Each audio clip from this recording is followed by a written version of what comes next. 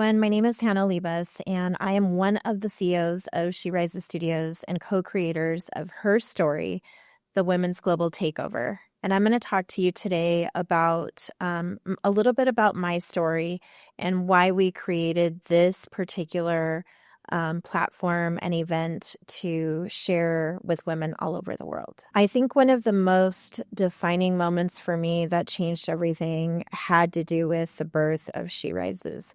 I was in a different space in my mind. There were personal things going on, and I wanted to deflect the pain that I was experiencing. And the pandemic happened. And so I was having this moment in life, and it was pretty dark. And I just remembered hearing the words, she rises, she leads, she lives.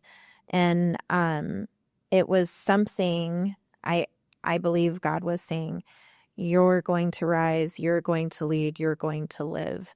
And those words stuck with me. And I felt it to my very core that life was going to change measurably and quickly, and it did. When I had to forgive myself for the loss of my baby Mario, I think I walked around with a lot of guilt and a lot of shame, like it was my fault. I did something wrong, and so I had to really learn how to deep dive and forgive, trust again, have faith again, and see that my existence was going to change and I wasn't going to exist anymore. I was going to start living. The mission on why I do what I do with She Rises Studios and just in general is this. Women, now more than ever, they want to be seen. They want to be heard. They want to be known. They want to be remembered, and they want to be respected. I think women are tired of having to, be quiet, so to speak. We have a lot of passion, a lot of fire, and so I think that this is one of those ways, like that. Her story is exactly that. You're going to hear from so many different women of who they are, where they came from, where they're at now, what it took to get there. It's the real things that happen that most people don't want to talk about. And so my mission for that is to be able to give as many women as possible that platform. And then I also have this huge calling, I believe, to really help women become their own best friend, to love themselves, to see their worth, but also to become financially fit.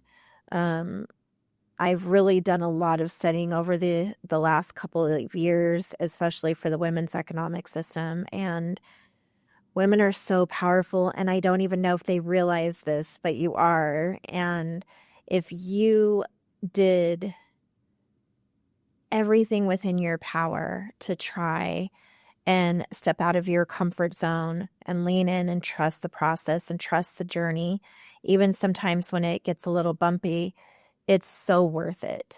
And if more of us would not give up, but instead lean in, even if it means we have to slow down, we don't have to go fast, but we could really change poverty. We could change what it looks like for the single mom. We could change what it looks like for the grandmother who decides she wants to open up a business or start a new career when she's 70. We don't have to play by society's rules. And so I really want to continue to elevate women's economic system and their voices. And I know that that's what my calling is here on earth. Rising means that even every time that you get knocked down, you get back up, but you get back up a higher version of yourself. And every day we have the option to rise. And I know it's easier said than done, but for me, I shared this earlier in another conversation, every day I get up and I'm thankful. And so I have the option to rise and seize the moment, seize the day, create the opportunities, or take advantage of the opportunities that are given to me. Because the option is, if I don't rise, then what am I here doing? So I think it's like we always have the opportunity to rise, no matter the circumstance. And trust me, I've had my share of where I'm ready to tap out, but something says, get up. You're not done yet. You have more to do. Thank you for listening to a little bit of my story. And the reason why we did HERStory Global Takeover is we really wanted to bring you the perspective and the voices of other women from all around the world, no matter the culture, their belief system. The fact of the matter is that it's so important for women to stick together. We can learn from one another. We can learn from their stories. I can learn from your stories. And that's what it's about, because when you share your voice, when you share your story and your cause, you are creating a positive ripple effect and impact for good. And that is the whole point of She Rises Studios.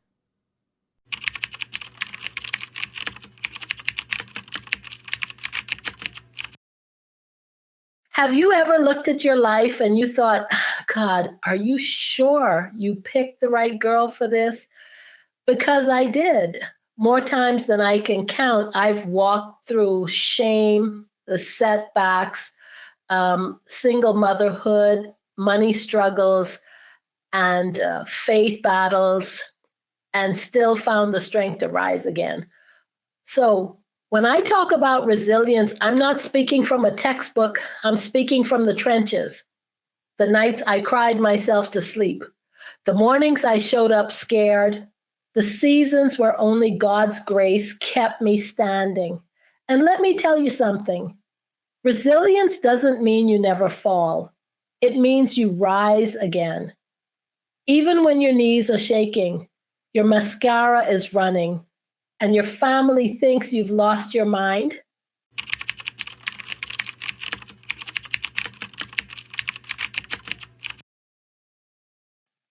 My name is Andrea Russell, author and business accountability coach. But more than titles, I'm living proof that God can take your mess, your mistakes, and even your money struggles and turns them into a mission.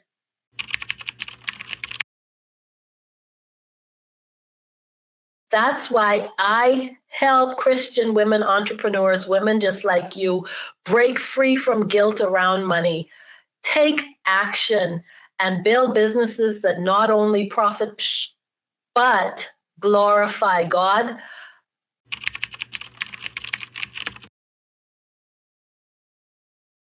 I'll never forget when God told me to move from the Bahamas to the US. I had just bought a house, had a good job, money flowing in, and God was like, go. I said, excuse me, Lord, are you looking at the wrong address because I just painted these walls?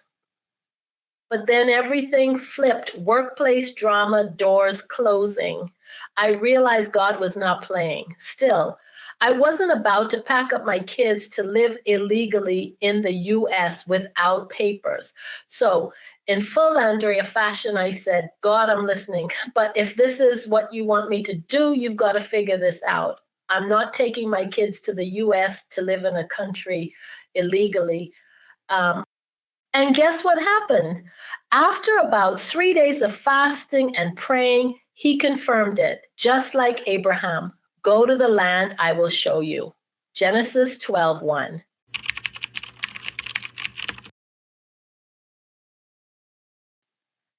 Have you ever been to that place where God asked you to go and your first response was, Lord, not now? Did I feel strong? No. I felt scared, broke, slightly irritated. But here's the truth. Resilience isn't about feelings, it's about obedience in the face of fear.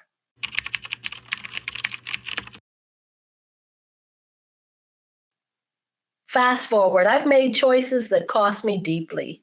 At 19, I fell in love with a man 11 years older, got pregnant, and he left. I thought my life was over, and the shame, whew, it was heavy. The enemy whispered, "You're disqualified. You've messed up too much." But let me give you a truth bomb. Your stupid decisions do not disqualify you from God's grace. In fact, they're often the very platform he uses to display his glory. The Bible says, "My grace is sufficient for you, for my power is made perfect in weakness." 2 Corinthians 12:9.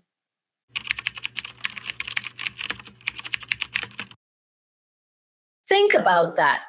The very thing you thought would take you out may be the stage where God shows up most. Did I reap consequences? Yes. Did my children feel it? Sadly, yes. But here's what I learned. Resilience means you can be broken, but not buried, crushed, but not destroyed. And let me tell you, God's glue is stronger than your cracks. I stand here not because I never messed up, but because God's mercy was bigger than my mess. Somebody say amen.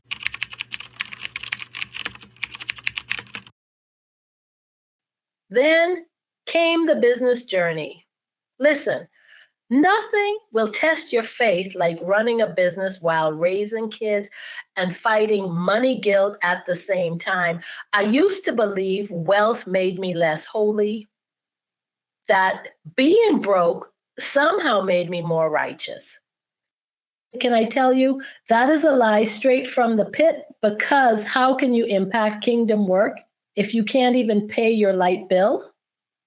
The Bible says, "Remember the Lord your God, for it is he who gives you the power to produce wealth." Deuteronomy 8:18.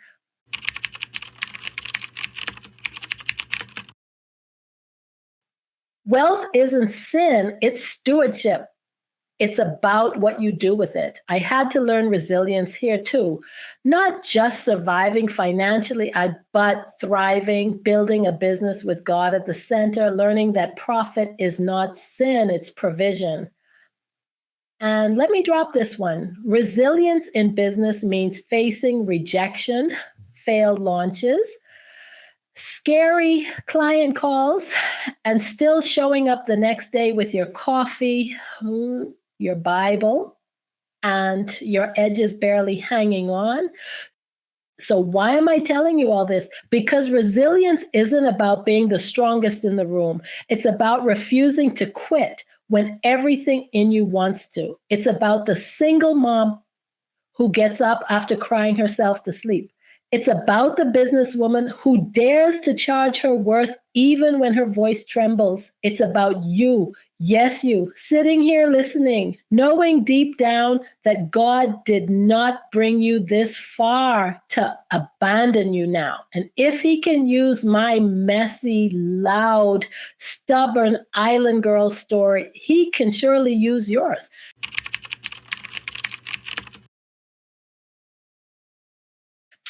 Here's the truth. Resilience is just obedience on repeat. Where in your life right now is God asking you to rise again? What step of obedience could you take, even if your knees are shaking? So, sister, rise. Rise above the shame. Rise above the fear. Rise above the lies that tell you you're not enough, because you are more than enough in him. My life is proof.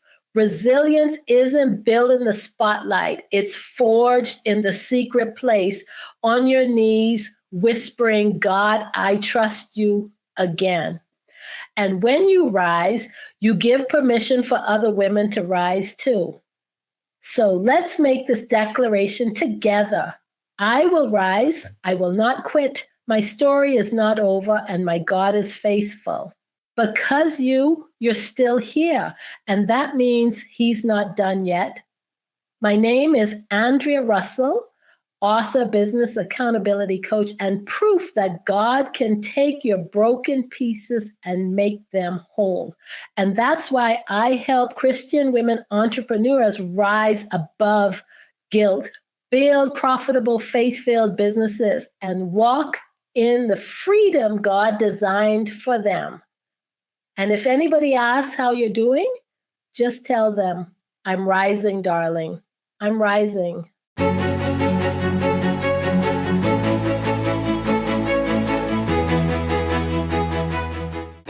Hello, I am Dorothee Philipp and I was born and raised in Germany. And since my young age, I am an animal lover and passionate rider. Over the last 20 years, I have been lucky to experience an incredible journey. And I would like to share this journey with you.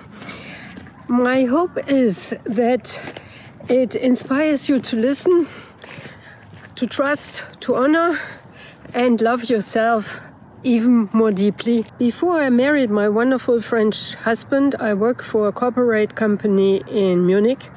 I then moved to Paris, where I still live today, and became a happy and busy mother of 4. All are grown up by now and left home. But before I dive into my story, I would like to share with you a teaching that Native American elders used to pass on to younger generations in order to remind them of who they truly are and how they can find their way home. A long time ago, our world was different from what we see today. There were fewer people and we lived close to the land. People knew the language of the rain, the crops, and the great creator.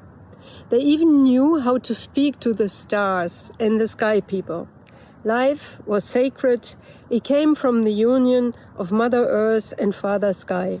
There was balance and people were happy. But then something happened. No one really knows why, but people began to forget who they were. In their forgetting, they felt separate. Separate from the earth, separate from each other, and even from the one who created them. And yet, deep within, the gift of their ancestors remained. A memory lived on, and in their dreams people remembered that they held the power to heal their body, that they could make it rain, speak with their ancestors, with the animals, with the trees, with the plants, and somehow they knew they could find their place in the natural world once again. My journey back to what the story speaks of began end of summer 2002. After our vacation, our youngest child suddenly became very ill. We were admitted to one of the best hospitals in Paris, but instead of getting better, his condition worsened. He didn't respond to conventional treatment, and we were faced with a terrible decision.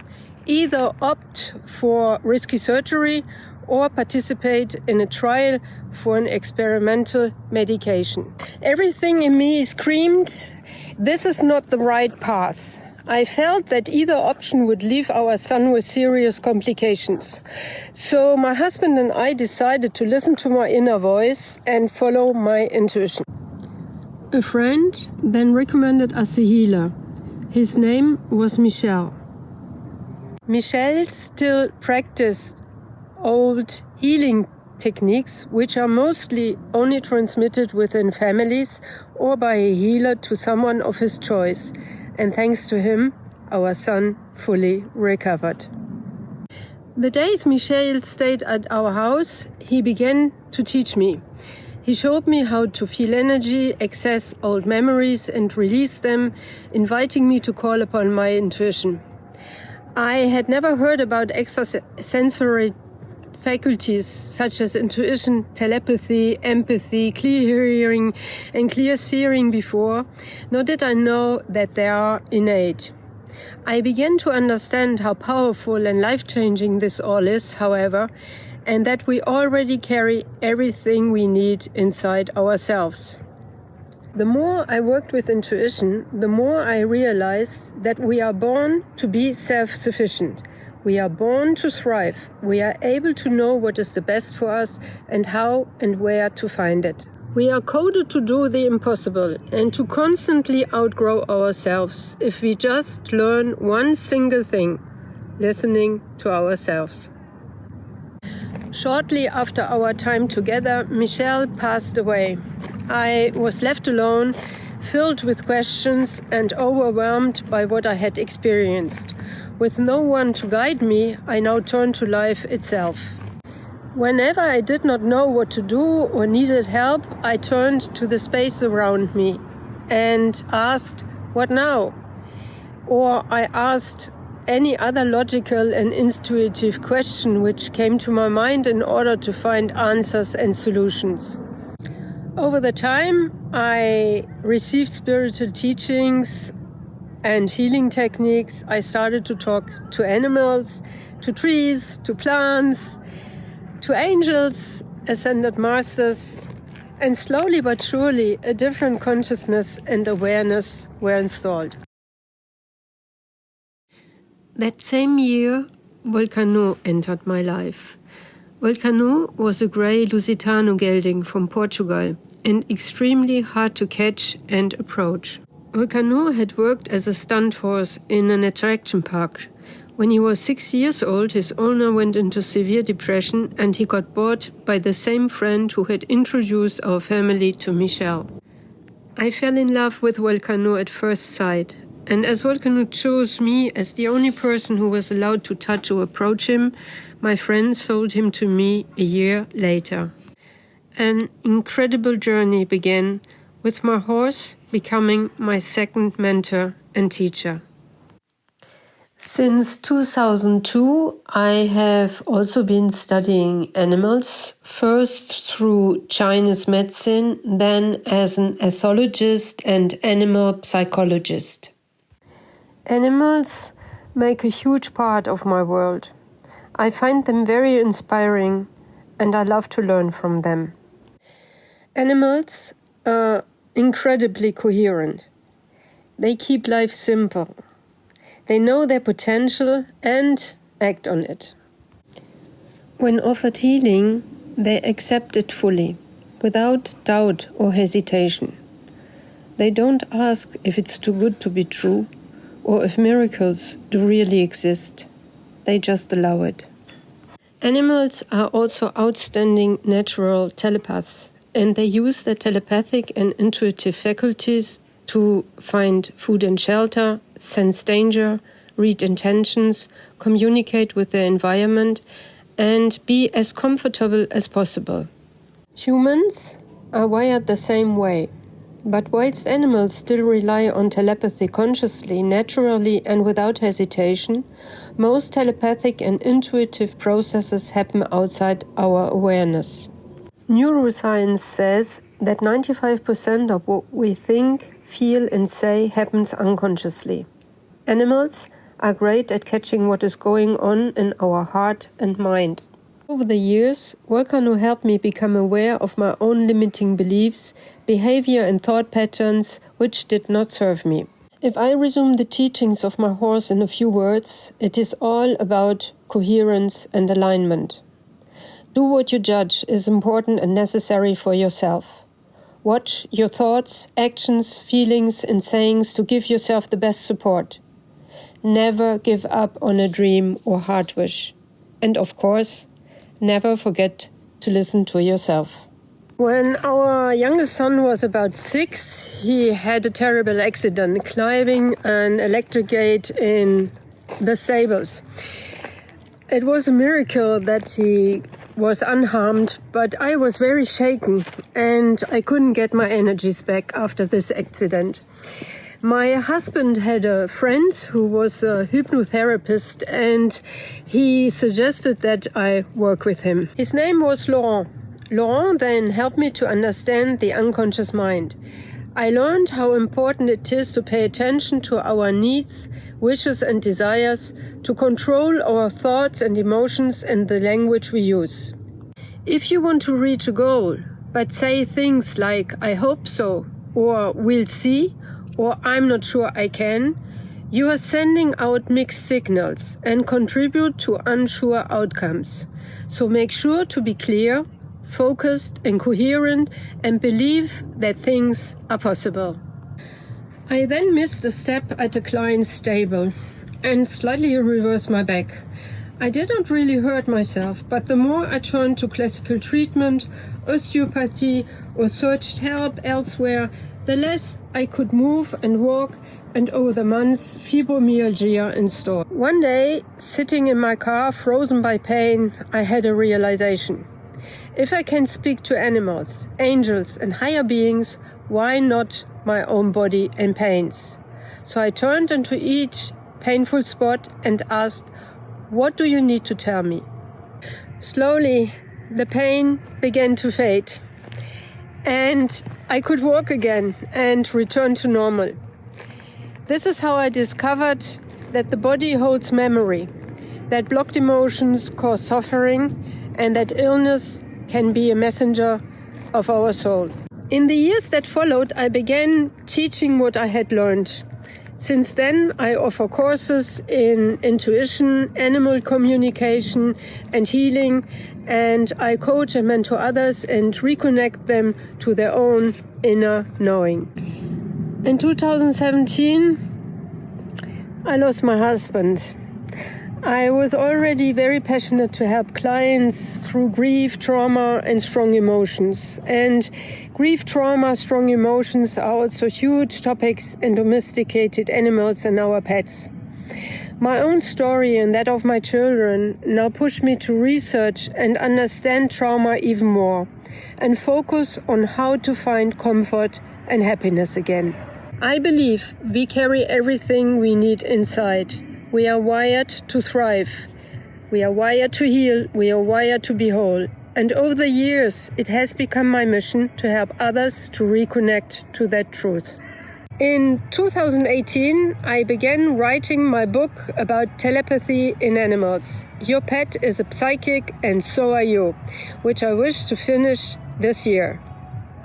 In 2024, I then joined HERStory Studios and became a co-author in several international bestsellers, including She Stands Strong, She Wins, I Rise Up, Unleash Her, Empower Her, and Becoming an Unstoppable Woman, and Letters to Him. Currently, I'm working on online courses on topics like intuition, energy healing, animal communication, so that more people can tap into their innate gifts. I also continue to work as a life coach, healer, and animal psychologist with clients all over the world. So please feel free to reach out or visit my website for new books, new events, or courses. And I wish you all the best. And please, do not forget, you carry everything within to thrive.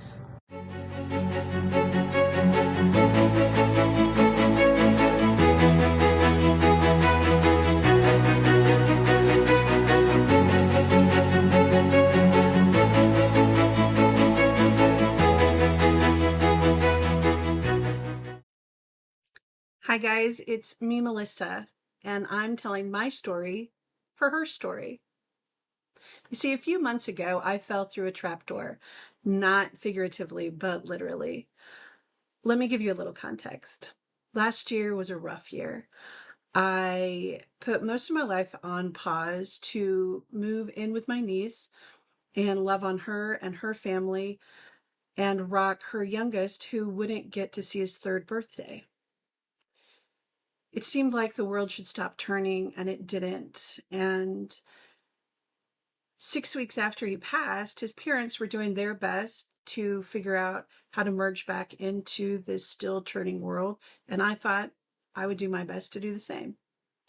Going back home on a 4.5-hour drive, I pulled into the garage and had really felt like I was mentally and spiritually in a good place.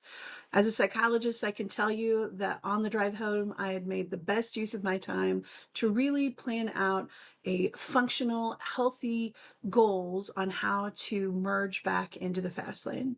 I was going to pick back up my dissertation and the last step before the ink dries on that PhD, and had plans to go back to the gym because the most I'd been doing was sitting in a rocking chair, and even start cooking healthy meals for my family rather than DoorDash. All of them were good, positive, healthy plans I had made. But before I could even walk through the door to get into the house, I fell through a trap door.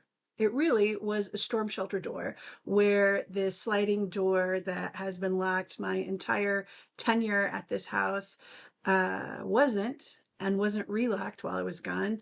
And my left foot stepped on the sliding door and went forward, and my right foot had nothing to grab onto and went down. And I did a forced splits, landing on the bottom, encased in concrete and metal, and broke my back in 2 places. Had an avulsion fracture in my pelvis and tore my hamstrings. And that got me on bed rest. That complex injury meant that crutches were not an option initially because of my back. And during this time of bed rest, I had a lot of time to think. You see, I wasn't really angry or frustrated. There was a tinge of disappointment, but I'd been here before, and I began to feel like an Israelite making that 40-year trek out of what should have been an 11-day trip, because I had had a similar accident. Well, not similar, except in that it was a freak accident. Lightning doesn't usually strike twice, and I didn't want it to strike 3 times. So I was remembering the last accident where my Achilles was traumatically severed, and none of the surgeries were taking, the skin grafts weren't taking. I was in a wheelchair or crutches, and they said, they wanted to amputate my leg. And I said, no. I did keep my leg, and they said, you'll never walk again without assistance. It took 4 years, 4 physical therapists. The last one, I worked like a full-time job after I dropped the kids off at school. And I did not only learn how to walk again, but ran a 5K and then a 10K, and then began to summit small mountains even recently. So now, laying flat on my back again with another weird accident, I said, Lord, you have my undivided attention. What do you want me to do? And it was interesting because he kind of had told me what he wanted me to do years ago with the first accident. He wanted me to write my story. No, I don't mind telling any story. I love to write, but not my own story. You see, I have complex post-traumatic stress disorder, CPTSD, for a reason. There are enough traumatic events spanning my childhood through into adulthood of epigenetic trauma, medical trauma, abuse, dysfunction, betrayal, that the last story I want to tell is my own. So back at the first accident, I thought, okay, I'll write. How about, and hear me out, a fiction story under a pseudonym? And I did write a fiction story that I never published because he said not quite exactly what I was thinking. So fast forward in 2017, I went back to seminary, Gordon Conwell Seminary on the East Coast, and Dr. Ronnie Cooper was my advisor and professor throughout that tenure. And at a certain time, we're supposed to tell our story, and I was like, how much of our story are we supposed to tell? And he's like, well, what do you mean? So I had privately told him my story and then ended up writing it for the class, and he said, yours is a story that must be told. Yeah, no, thanks. So then I started to bargain with God and said, what if I teach about you with a few anecdotes of my own story thrown in there? And I don't think that's what he had in mind completely either. You see, now with this current injury, with the leg that used to be my good leg, now the injured leg, I asked the Lord, what do you want me to do? He said, I want you to write your story. So I did. I didn't want lightning to strike 3 times in the same place. And so a couple weeks into bed rest, I had asked if we could figure out how to get me upright, still reclined, so that I could at least type on my computer. And I began to tell the story called Whom He Raised. Because in 2003, he changed my name, put me on a path of transformation, and called me out of the grave. My life verse is John 12:9b, and they came not only to see Jesus, but Melissa, whom he raised from the dead. I had made it a good practice of living in the grave. You see, the grave clothes had become more comfortable to me, the misery that I knew, than the unknown, and fear of daring to hope again, only to have the ground give way beneath me. All of the trauma in my life had put me in the grave. But now the stone had been rolled away. It was like sitting in a prison cell where the doors are open and unlocked, but I'm still sitting on the bench as if they're shut. I was in a prison of my own making, afraid to interact with the world authentically. You see, I had been told I'm not enough or too much in alternating measures, and the axiom of just being yourself was completely lost on me. I did finish seminary and then went on to consider, Lord, what would you have me use with these gifts? Because I did desperately want to help other people transform the way he had called me out of the grave. I wanted to create space for others. I did a year of evidence-based coaching at Fielding before going on to get my psychology degree, my PhD that could almost see the ink drying, on my PhD in psychology at Adler. And so I stand at the intersection of my personal experience, my faith, and my education, and yet was still afraid to lend my own voice and tell my own story. And so that's what I started doing. I became aware. I used the process of transformation on myself, and it's a 3-step process. Much like the spiritual transformation for me involved the grave, the calling, and the witness. I stand in the witness section. And the blueprint for that transformation is really awareness, connection, and movement. So I began to ask the Lord all over again. Psalm 139, search my heart and point out any offensive ways. And allowing him to reintroduce me to the parts I had tried to not live authentically. And then moving from that, I went to connection. Connection, I had learned long ago, was a vertical connection, learning about God.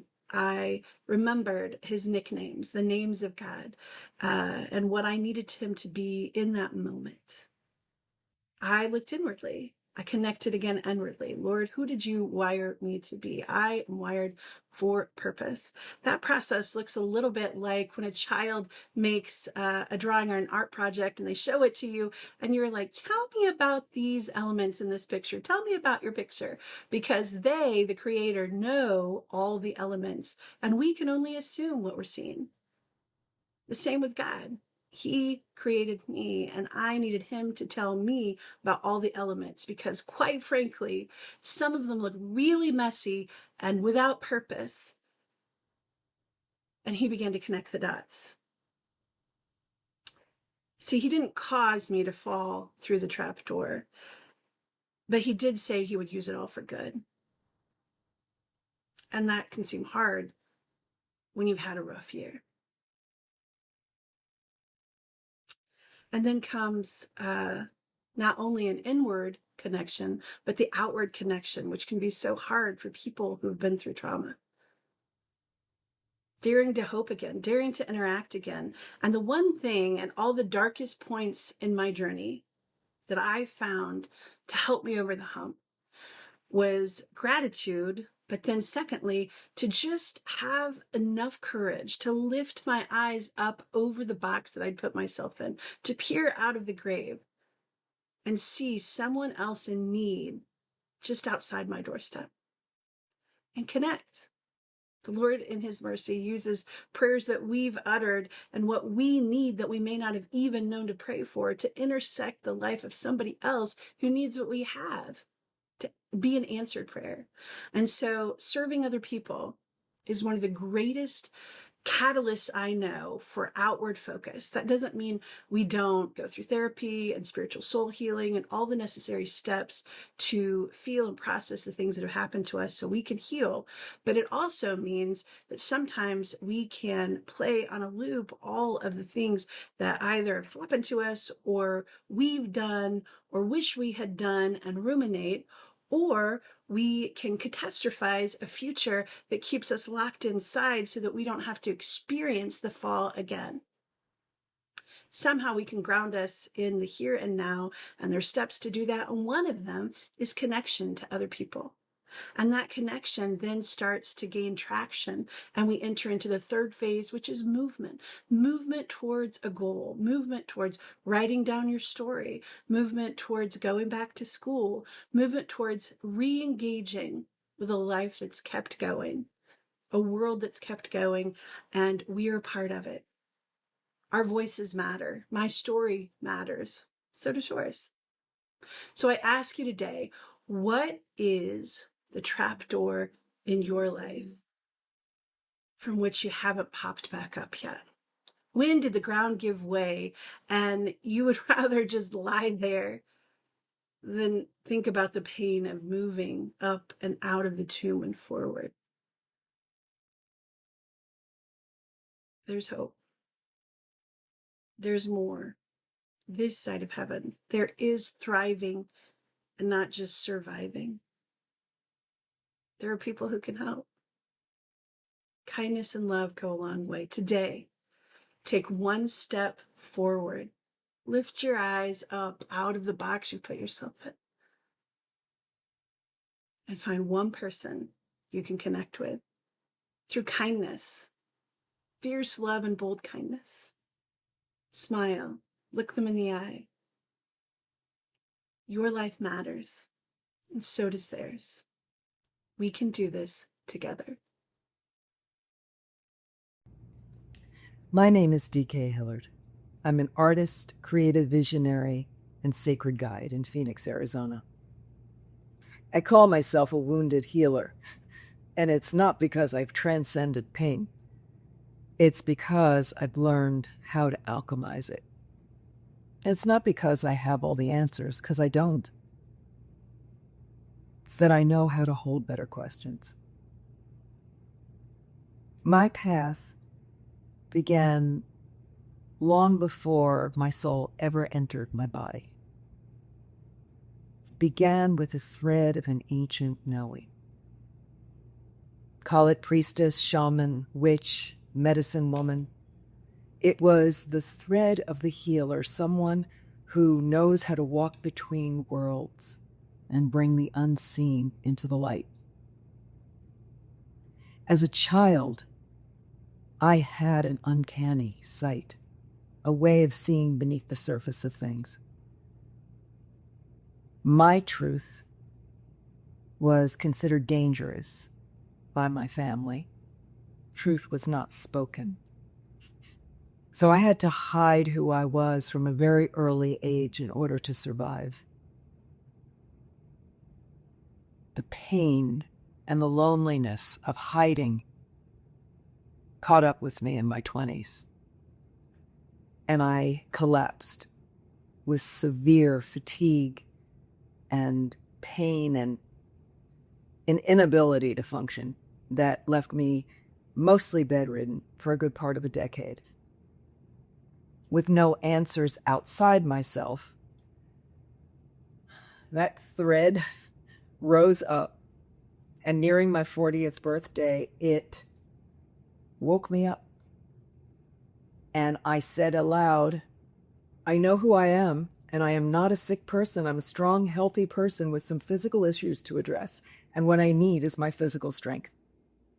And within a year, I became a coach, a trainer, a bodybuilder, not for how it looked on the outside, but for how it felt. I needed my body to reflect the truth of my spirit. For a good part of the next decade, I was coaching and training and helping others transform themselves and find their own truth and their own power when a car crashed into me. And it took the right side of my body with it, the use of the right side of my body. That thread started tugging at me again. And to help me recuperate from multiple surgeries and rehab, that thread was leading me back to my art. I picked up a paintbrush with my left hand, and I was very right side dominant. And with little to no control, I found spirit speaking my truth through my paintings. I began sharing my work with others on a broader scale. I was painting, I was coaching, I was training, I was doing my transformational work. I painted my way right out of an abusive marriage and into a new love and a new life, and I thought I was doing fine when illness struck again, and I spiraled down into another dark place. This time, that illness took my livelihood, my independence, my bank account, and every shred of identity and self-worth that I had built up over all those years. I lost everything. But what I did have was my painting and my writing. That was the thread that carried me through, and it began to show me more and more of who I was. I broadened the scope of who I was sharing my work with, believing I was on my path when cancer struck. It was devastating. But that thread rose up again and showed me through my hands how to help myself heal. What I heard was, do what you love. And I thought I had been, but this time my hands were calling to me.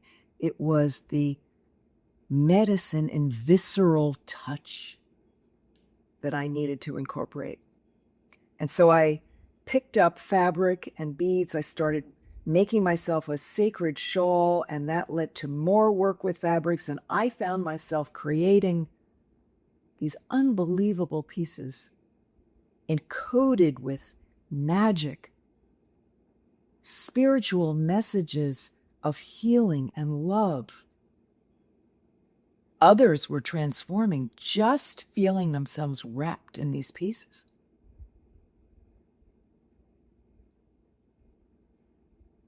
My spiritual work had deepened to the point where I had experienced my own death, had birthed myself into a new life, writing my solo book, experiencing an awakening on a level I had not up until then. My second ceremony had freed my spirit in an unleashing of such epic proportions that I still don't have adequate words to speak of it. And I believed that with all of that unleashing, being on my path, creating these incredible pieces, writing my book, that my body would follow. I would regain my health. I'd come back. But instead, I spiraled into a very, very dark place. I felt like I'd aged a decade in a matter of months. And all of those deep dives that I'd been taking throughout my life, I knew on some level I was creating my own medicine. I was drawing a map out of the darkness into the light, but I was giving it to others and not to myself. One morning, in utter despair and hopelessness, I looked in the mirror and I was horrified at what I saw. But I caught my eyes and I opened my arms and I asked my body, "What do you want?" And what I heard was this: "Stop subjecting me to this. Just let me be." And what I heard was the exhaustion of a lifetime of forcing my body to rise to the occasion, to be better, to get better, to be acceptable, to be okay. What I heard was the pain of a lifetime of allowing others to violate my body, my boundaries, to tell me who I was, what I shouldn't be. I heard the devastation of self-abandonment. And I knew that what I needed was to give myself what I'd been so willingly giving others for years. My body was done and my soul was readying itself to step into being the healer that it truly was for me to save my own life. Again, I stopped everything and I landed right in the body I had. At the age I am, in the shape I'm in, old, wrinkled, withered, sick, boom, here I was. That night, I was lying on the sofa hugging one of my pillows, as I always do, and I saw my soul rapture, the one that I'd made for my family, sitting on the sofa. And I pulled it over my body, and I felt something that I had never allowed myself to feel before. Every bit of healing energy encoded in that piece. It seeped into my cells and my body was just open. It was time to receive. And I knew that the words that I'd been speaking all these years about what was in my work was absolutely true. It was like I was feeling the medicine for the first time, myself. I stopped everything. I stopped trying to heal. I stopped trying to fix myself. I stopped trying to change anything, recapture anything. And that was the moment that my soul was initiated into being the healer that it was.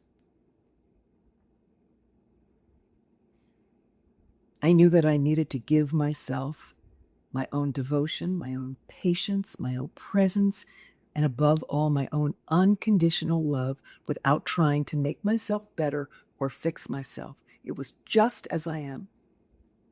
Love myself just like this.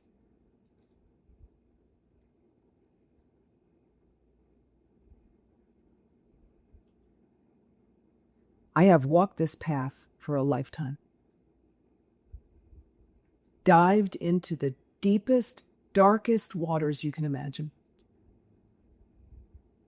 And I have come out with the jewels of my own truth, my own light, my own warmth, and my own map. So if you're listening to this and something is stirring in you, you don't have to know what it is. You're not broken. You're being summoned. Your soul is calling out for you to remember. And I would be honored to walk that path with you because it is a path I now know so intimately. Every word I've spoken, every stitch I've stitched lives in my body. in a way that it never has before. I would be honored. Hello, everyone. Thank you for being here. It truly is an honor to share this time and space with all of you.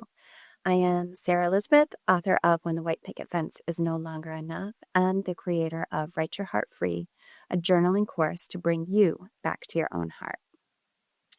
But today, I want to speak with you about something that touches every one of us: fear.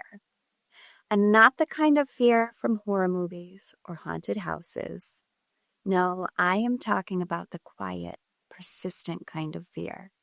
The kind that we all try to bury deep down inside of us. The one we try to hide from the world, even from our family and friends.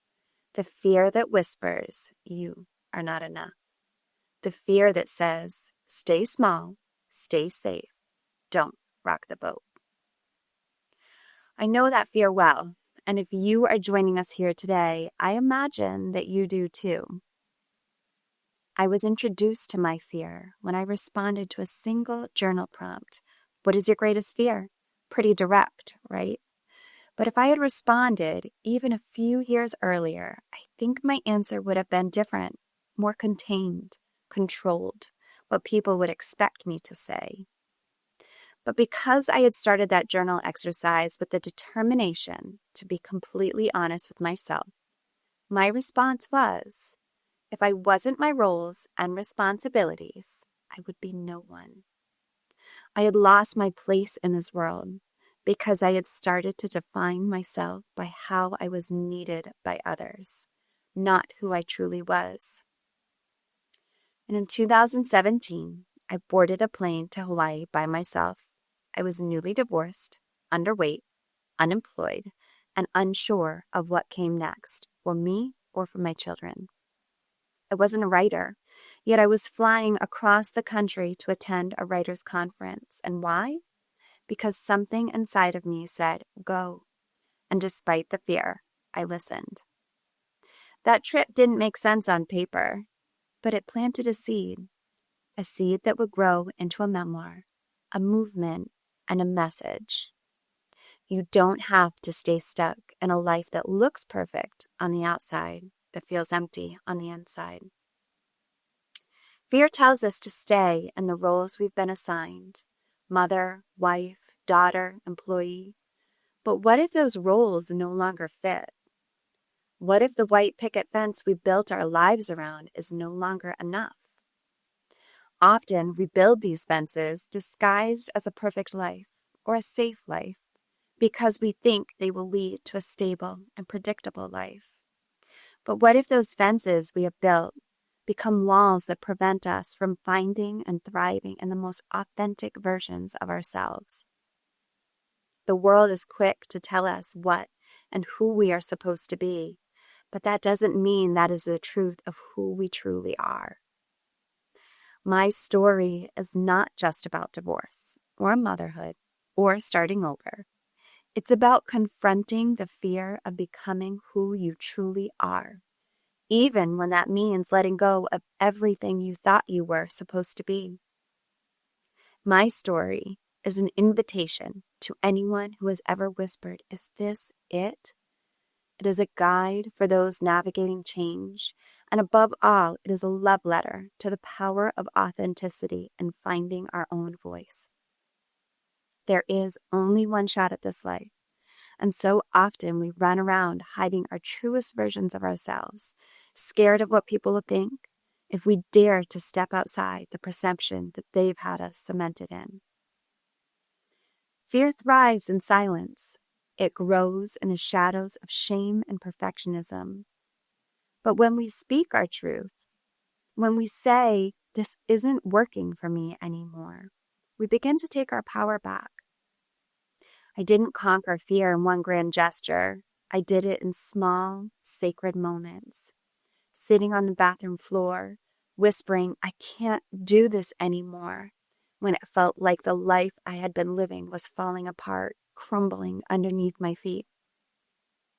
I did it in letting my daughter do my makeup, only to realize there was no makeup at all, just my own bare, beautiful face.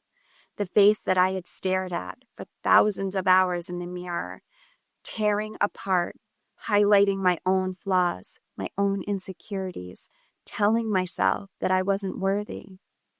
I found it in walking barefoot through the mud on a mountaintop, crying not from pain, but from finally feeling alive again, from learning what unconditional love is both for myself and for another.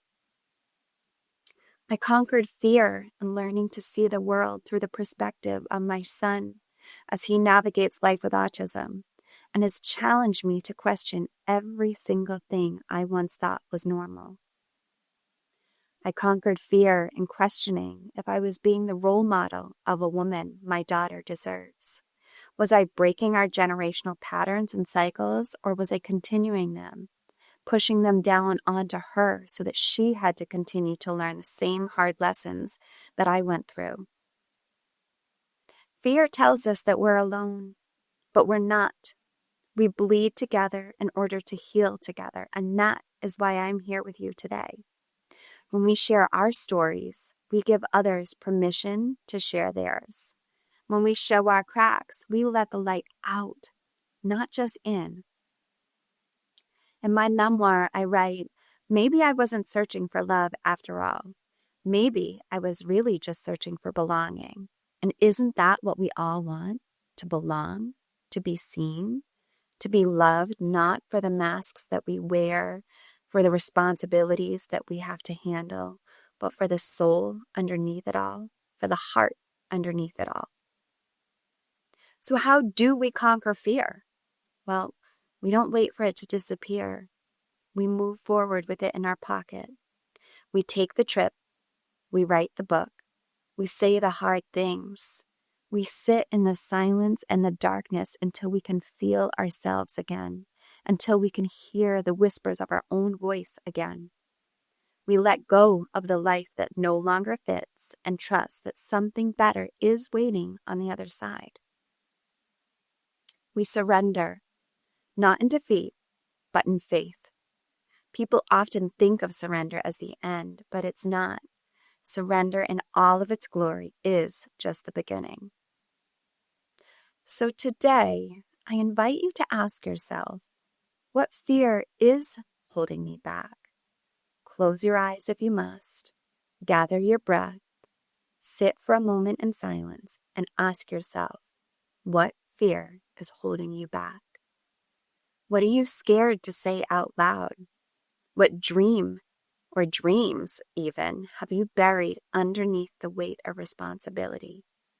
What parts of yourself are you scared to see? What version of yourself is waiting to be reborn? What childhood dream have you given up on because of your own doubt, or even worse, because of the doubt that others made you believe? You don't have to have it all figured out. In fact, the biggest mistake that I have made thus far on my journey was believing that I could plan it all out, that I could control both the journey and the destination. But oftentimes we only see one step in front of us, and you just have to take the next brave step and trust that the following step will present itself when you are ready. Because on the other side of fear is freedom. And on the other side of freedom is the life you were always meant to live. Now, don't worry if you can't even imagine the life you were meant to live yet. I assure you, we were all placed here for a unique purpose. But it is our own fear that has blocked imagining a life of our dreams. And today, you are taking that first step in conquering your fear. And that will be the first step in beginning to dream again. It has been an honor to be with you today. I hope that I have ignited even the smallest spark within you, that I have made you pause and reflect and wonder what may be waiting for you just on the other side of your fear, that I have encouraged you to believe that you are more than just what the world tells you you are. And if you would like to learn more about my story, or to learn how to see what is waiting for you just on the other side of your white picket fence, to learn to write your heart free and to find the life that is waiting for you, I hope that you will connect with me on my contact page on my website at sarahelizabeth.icu. I wish you all so much love, so much peace, happiness, and above all, the courage to not only face your fears, but to sit with them, to find them, to embrace them, to love the shadow side of yourself just as much as your light. It is within learning to love and find the all of us that we can truly step into the life we are meant to lead. Thank you all. I'll talk to you soon. Hi, my name's Nancy Johnstone Robertson. I am one of 4% of all female general contractors in the state of North Carolina and one of 9% national. In a field long dominated by men, I have become successful as a general contractor. I'm a land developer. I build new houses and I renovate old homes in North Carolina. While I have mastered the technical skills on the job, working alongside my late husband, I learned early on that a woman would require far more than technical skills. I would need grit, resilience, leadership, and a willingness to break through cultural and systematic barriers. The landscape is beginning to change, but female builders in Tar Heel State still face challenges that demand courage and strategic determination. Success in this field means not only mastering the craft, but also earning respect for the environment that others often get questioned for a woman's place from the moment we step on the job site. I have mastered the trade. To succeed as a general contractor in North Carolina, a woman must begin with a strong foundation in construction knowledge and experience. I gained that hands-on skill in areas such as framing, pouring, and finishing concrete, plumbing, siding, and sheetrock work with my husband. Today, I see a vision in my head. I can create it on the ground. My husband was a general contractor, and I was his wife. Although I picked the plans, did all the decor, the fixtures, floorings, lighting, looking at every detail as a woman. I learned early on that it is the woman who ultimately decides this is the perfect house for our family. She's the one in the kitchen. She wants the pantry. She wants a well-flowed design in the kitchen. She's the one that picks the countertops, the paint, the flooring, the decorations. She wants coordination and flow. Does your husband or significant other say, I'd like to change the color of the walls? Not normally. It's usually the woman. Give him a recliner, a backyard with a barbecue, a bed, maybe a garage with a workshop. He's happy. Tell me, ladies, you know I'm right. In 1990, my husband was going to need surgery that would take him away from the job site for several months. We had 20 homes in various stages of construction. The general contractor was required to be on the site. I stepped up. I had been a neurointensive care registered nurse, certified in neurosurgery and rehabilitation for almost 20 years, so I knew what challenges I could face, and I was familiar with the grinding task of becoming licensed. I worked alongside our seasoned crews, some of whom were skeptical of me as a woman in the trenches. But I earned their respect on these sites by showing up early, staying late, and doing the job right, and even if it was physically demanding and exhausting. I have missed a couple of nails more than once and had a throbbing thumb for days afterward, but I did it. Some of my various subcontractors have been with me for 35 years now. One of the largest hurdles a woman in construction faces is gender bias, both overt and subtle. From being mistaken for a secretary or assistant to being doubted by the clients or subcontractors, women in this field often have to prove themselves repeatedly. I've been talked down to in meetings, second-guessed my decisions, and had to get my husband's approval before I could apply for my own construction loans. In the early days, even though it was my credit, and I had co-signed every loan that he ever did, prior to the 6 years that I started, that the bank wanted his blessing. Overcoming this bias required confidence and communication skills and a strong support network. I learned to assert authority with their arrogance and to let the quality of my work speak louder than the words. After my husband's surgery, he bounced back quickly. He was back on the job. My license was not needed for the homes we already had under construction. I decided I'd build my own business. He was 20 years older than I was, and we both knew I was most likely going to outlive him. I needed to get established. I was often seen swinging a hammer. I had to do planning, budgeting, hiring, managing crews, sourcing materials, all the while maintaining my private life. Even though I had a relationship with the bank we used for my husband's construction business, I chose to work with a company that supplied our building materials rather than the bank. I wanted my own identity. If I failed, it'd be on me. I'm not just a builder. I thrive in this role as on the job, resolving conflicts or construction malfunctions, visualizing solutions to poor layouts, and give the renovation a much more desired flow. I inspire loyalty by treating my employees and subcontractors with respect and fairness. I think I distinguish myself by offering something unique with my attention to design detail and turning the houses I work with into homes for my buyers. Rising cost of land and available lots to build new homes on led me to renovations.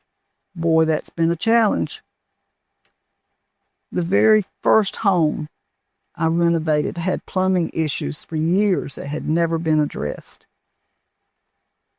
To use the toilet in the master bedroom, the prior owners had to stand on the floor joist on each side of the toilet. Sitting on the toilet with their full weight would have put them on the ground. The linoleum was the only thing that was holding them between the floor and earth. That was the beginning. By the time I finished that house, I was hooked. I wanted to buy old houses. Most of the ones I've done are circa from 1930s, with the oldest one starting in 1899. I call them my dogs with fleas and mange. Some of them have open wounds, but I give them a facelift, reconstructive surgery. My dogs with fleas and mange transform into pedigree show dogs. Above all, it takes resilience. I have and do face setbacks, missed contracts, skeptical clients, weather delays, managing all the crews. I have succeeded because I have a deep love for my job, my satisfaction of turning raw land into a subdivision, transforming a pile of lumber into someone's home, or run down abandoned homes into a beautiful house that will be standing for another 80 years. That keeps me going every day. My latest project's been under renovations for 22 months now. It's an 1899, 11,000 square foot mansion in the heart of Benson. It began as a private home, then it was a boarding house, and soon it will have a full-service restaurant, 8 rooms to be used as a bed and breakfast, a full-service day spa, and one of the premier wedding venues in the county, and I dare say in the state when it's completed. Time frame delays, areas that needed completely gutting, a lost elevator. Yes, I asked myself, how do you lose an elevator? And so much more has given me pause to say, why? Why am I stressing when I can just stop? Why not retire? Why not sell? I am a lot of things, but a quitter is not one of them. Some of the men I have to deal with may want to kick me while I'm down, but they need to be sure I will rise again, and when I do, their name is on the list of no returns. Stay strong, ladies. We are our own voice. Let it be heard. I will be heard.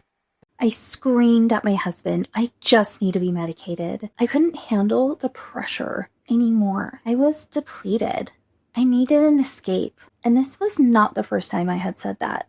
However, it was the first time that I felt it to my core. Hi, I'm Samantha, and I'm a clarity and execution strategist. I'm an ADHD coach. This is my story about taking my power and myself back from my disorder. Months before this happened, I calmly mentioned to him that I think medication might be the ideal pathway. This was shortly after he came home from the Philippines. He was out of the country for 2 weeks. And 15 years prior to this, we started hanging out and never stopped. We have not had a lot of time apart while we've been raising babies and ourselves. I had a very low expectation on how handling the house was going to be. Having to play both roles was too much for me. Shout out to single parents everywhere. Seriously, so much respect. I was an emotional wreck every single night. And not just because I was missing my best friend. I felt awful for the emotional burden that I was putting on him during this trip. They say you don't know what you have till it's gone. Well, he wasn't just a city away or a state away. He was in a whole nother country. I think it's 14 hours. With him gone, I could clearly see how big of a mess I really was. I could only imagine the burden that he must have felt on a daily basis. I found immense gratitude for him. And when he returned, everything felt better. But this realization stuck with me. The medication seemed like the only answer that could not only help me, but also help him. Because if I could pull my weight, that would be less on him to deal with. But he has this amazing power to calm me down in an instant and make it feel like everything is going to be okay. So days turned to weeks, weeks turned to months, and I settled back into place. But that was part of the problem. I could see the cracks. I could see the imperfections. And everyone kept telling me I was normal. Why did normal feel so broken? Then I lost my car keys. And I have had one car key to my car for 5 years. And this wasn't your typical, oops, I misplaced my car keys. This was a special kind of oops. It was summer evening, my husband was washing cars, and I put my key on the back of my dad's car, for safekeeping. And then I went about my evening. My daughter wanted to go to her friend's house, and so, since my car was being washed, I went into my dad's car. Took her to her friend's house, stopped and grabbed some gas, stopped for dinner. My heart sank when I got the phone call. Where did you move the key to? I didn't. We spent the next few hours searching all over the city. I was beyond upset because I knew when I put that down, this is not a good idea. Did it anyways. After a $500 locksmith bill, we had 2 keys because we found the original key as the locksmith was driving away. My husband came up to me all excited, like he was gonna save the day. I found the key. It was just down the street in the gutter. Somewhere we looked 50 times. I lost it. This is not normal. That's when I screamed at him. I knew I could not do this any longer. I needed help. I tried to get back to business as usual. He tried to calm me down, reassuring me that everyone loses their car keys. You are so normal. This is normal. I just wanted to be seen for the broken mess I was. So I yelled a couple things at him that day. Stop telling me I'm normal. I need to be medicated. I had to push through, not really knowing what the next step for medication was. I figured I would start at my primary care doctor's, and that's what I did. But this was the beginning of the week, and I had to go to work. So I pulled myself together, lost it in the car ride. What is it about driving that's so emotionally freeing? I figured I could get it all out in the car ride, get to work, pull myself together, go into work, and everything would just be hunky-dory. I actually did it quite frequently. But this time, I couldn't pull myself together. I texted my boss while I was in the parking lot. I am not okay. We'll come up soon. 90 minutes later, I came inside to Google mental health help. I called around and most places had a 6-month waiting list or more. I lost hope. But then I remembered I actually followed an Instagram therapist that I knew had a local office. So I Googled that real quick. Do you believe in coincidences? I don't. Her office was in the same building I worked in. I had probably passed the sign, every single time I went to work. But I didn't connect her name with that business. I ran down to the office suite. There's a be right back sign with a number on it. So I sent him a text. I know you probably have a waiting list, but I am not okay. If I could have anyone talk to me, ASAP would be great. I was able to get in within 15 minutes. Therapy became my sanctuary. It was so powerful being able to talk through my thoughts with a third-party person, someone that was completely unbiased. It was a safe space for me to really express myself without me judging or shaming me. In those sessions, I started to come up with this idea. How cool would it be to bring my friends together like a support group and we could help each other with life problems while doing something with our hands. Crafting, knitting, sewing, I don't know, something. Basically, I was talking about a mastermind or workshop without even knowing it yet. I've crashed a lot of business ideas, and so I just threw this one on the pile. Therapy guided me to a path of accepting the possibility that I probably had ADHD. Honestly, I had known for years. All my friends told me. I marked off every single box on all the tests and surveys. But when I got that diagnosis letter, man, it was like dropping that big long line piece in a wall of Tetris. Everything made sense. I was so clear. I was finally validated. I wasn't broken, but I also wasn't normal. I have severe combined type biological and developmental ADHD. Plus, I have a sprinkle of CPTSD, which means I have a lot of hyperactive and inattentive tendencies, things I was born with and developed throughout my life. I definitely dished out a few I told you so's. I rushed to my doctor and I got the medication. It was great. Until it wasn't. I had a whole new set of challenges to deal with. During the work week, I had the routine. But during the weekend, it was free game. I started to put together that on days I had to myself, I didn't really need the medication to get by. But during the week, I was overwhelmed and performing, putting on that normal mask to get by. Medication helped me be normal, but it left me in a cycle. My longest days of taking my medication in a row was only 9. Going from medicated to withdrawal in so many different cycles was intense. My body, my mind, and my emotions were all over the place. Life doesn't stop, so you can figure this stuff out. The emotion and medication cycles I was putting myself through, I ended up losing the job that I thought I was going to retire from. And that actually sent me into a 2-month dark depression. I couldn't move. I didn't want to move. I was idolizing things that I shouldn't have been idolizing. I was deep into my pity party. But then I remembered that idea of the support group. I looked into how to make that happen. I could either become a therapist or become a coach. And a therapist equaled more schooling, and I was already paying for student loans on a degree I wasn't using. And I also had quite a few certifications that were already dusty. But I really wanted to get in there and get started. So I chose coaching. Not really sure what it looked like moving forward, but I knew this was my next move. I dove head first into a coaching program. You are your first client, so had to work through all of my unresolved traumas. I completed it, got my certification, and then I ended up partnering with a coaching company. Got certified in their modules. At this point, I've coached over 500 people, helping them improve their lives and their businesses by connecting to their superpowers, being authentic and purposeful. I've coached through stage speaking, one-on-one, groups, workshops. I'm really hoping that I'll get to do my crafty support group here soon. I'm here to tell you, if I can take my pain and make it my superpower, you can too. No matter where you're at, there is a way to rise above this. You have everything you need to get through this. If you're in that dark moment right now, remember, this is not the end.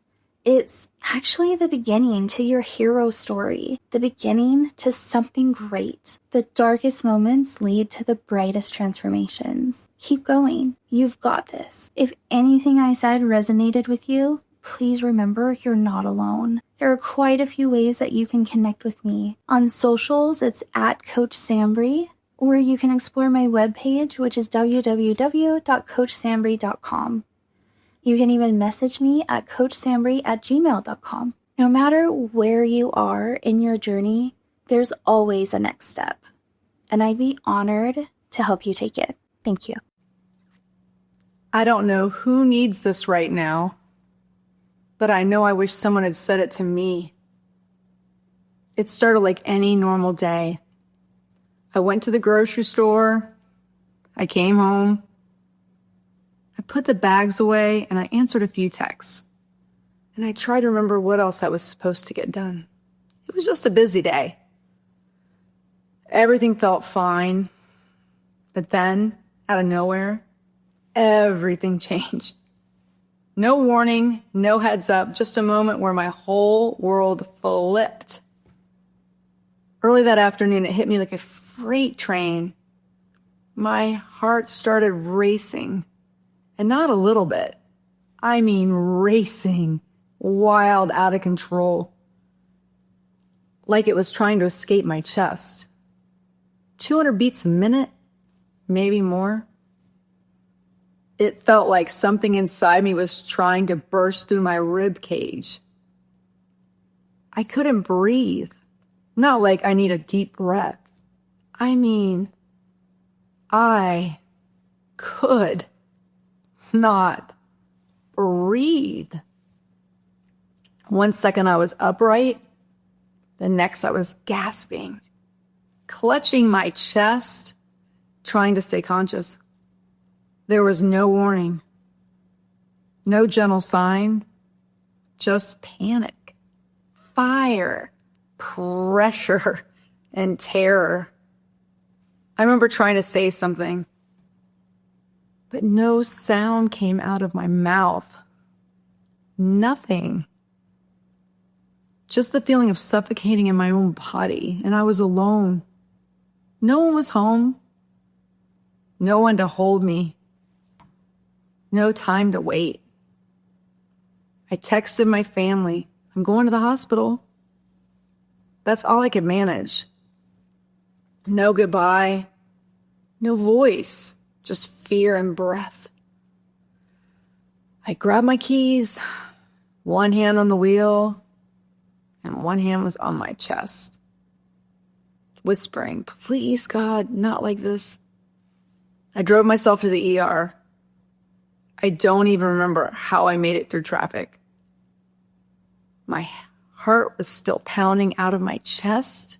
My hands were shaking. My breath was shallow and hot and tight. It felt like an elephant was sitting on my chest. It was the scariest moment I ever felt. And this was early 2020, right when the pandemic started. Before we had answers, before we had words for it. People were terrified of each other, of the unknown, of being too close or breathing in the same air. Everyone wore masks like armor. No one wanted to speak. No one wanted to be near anyone. The hospital was like a war zone. It was cold. It was tense. It was guarded. They didn't even ask questions. They checked my vitals so fast, and then they rushed me straight into a double isolation room and shut the door. And that's when the room went silent. No one checked in. No one came near me. I was just there, alone, in a sealed-off room, hooked to machines, still gasping for air, just me and the sound of the machines, and the chaos inside my own mind. I had always been the one taking care of others as a nurse, and now I was the patient, and I was so scared because I knew this was not a normal way to be treated, and I had no idea what was going to happen next to me. And in that moment, in that silence, something cracked. Because the truth is, I had been disappearing for years. Not all at once, but slowly, quietly, behind the scenes. Rheumatoid arthritis, fibromyalgia, chronic inflammation, anxiety, asthma, fatigue, fear, doctors, medications, pushing through, pretending to be okay when I wasn't okay, smiling, serving, and succeeding on the outside, but slowly dying on the inside. How many of you know what that feels like? To show up for everyone else, but silently scream for someone to show up for you. To smile at work, but cry behind closed doors. To say, I'm fine, when your soul is begging to be seen.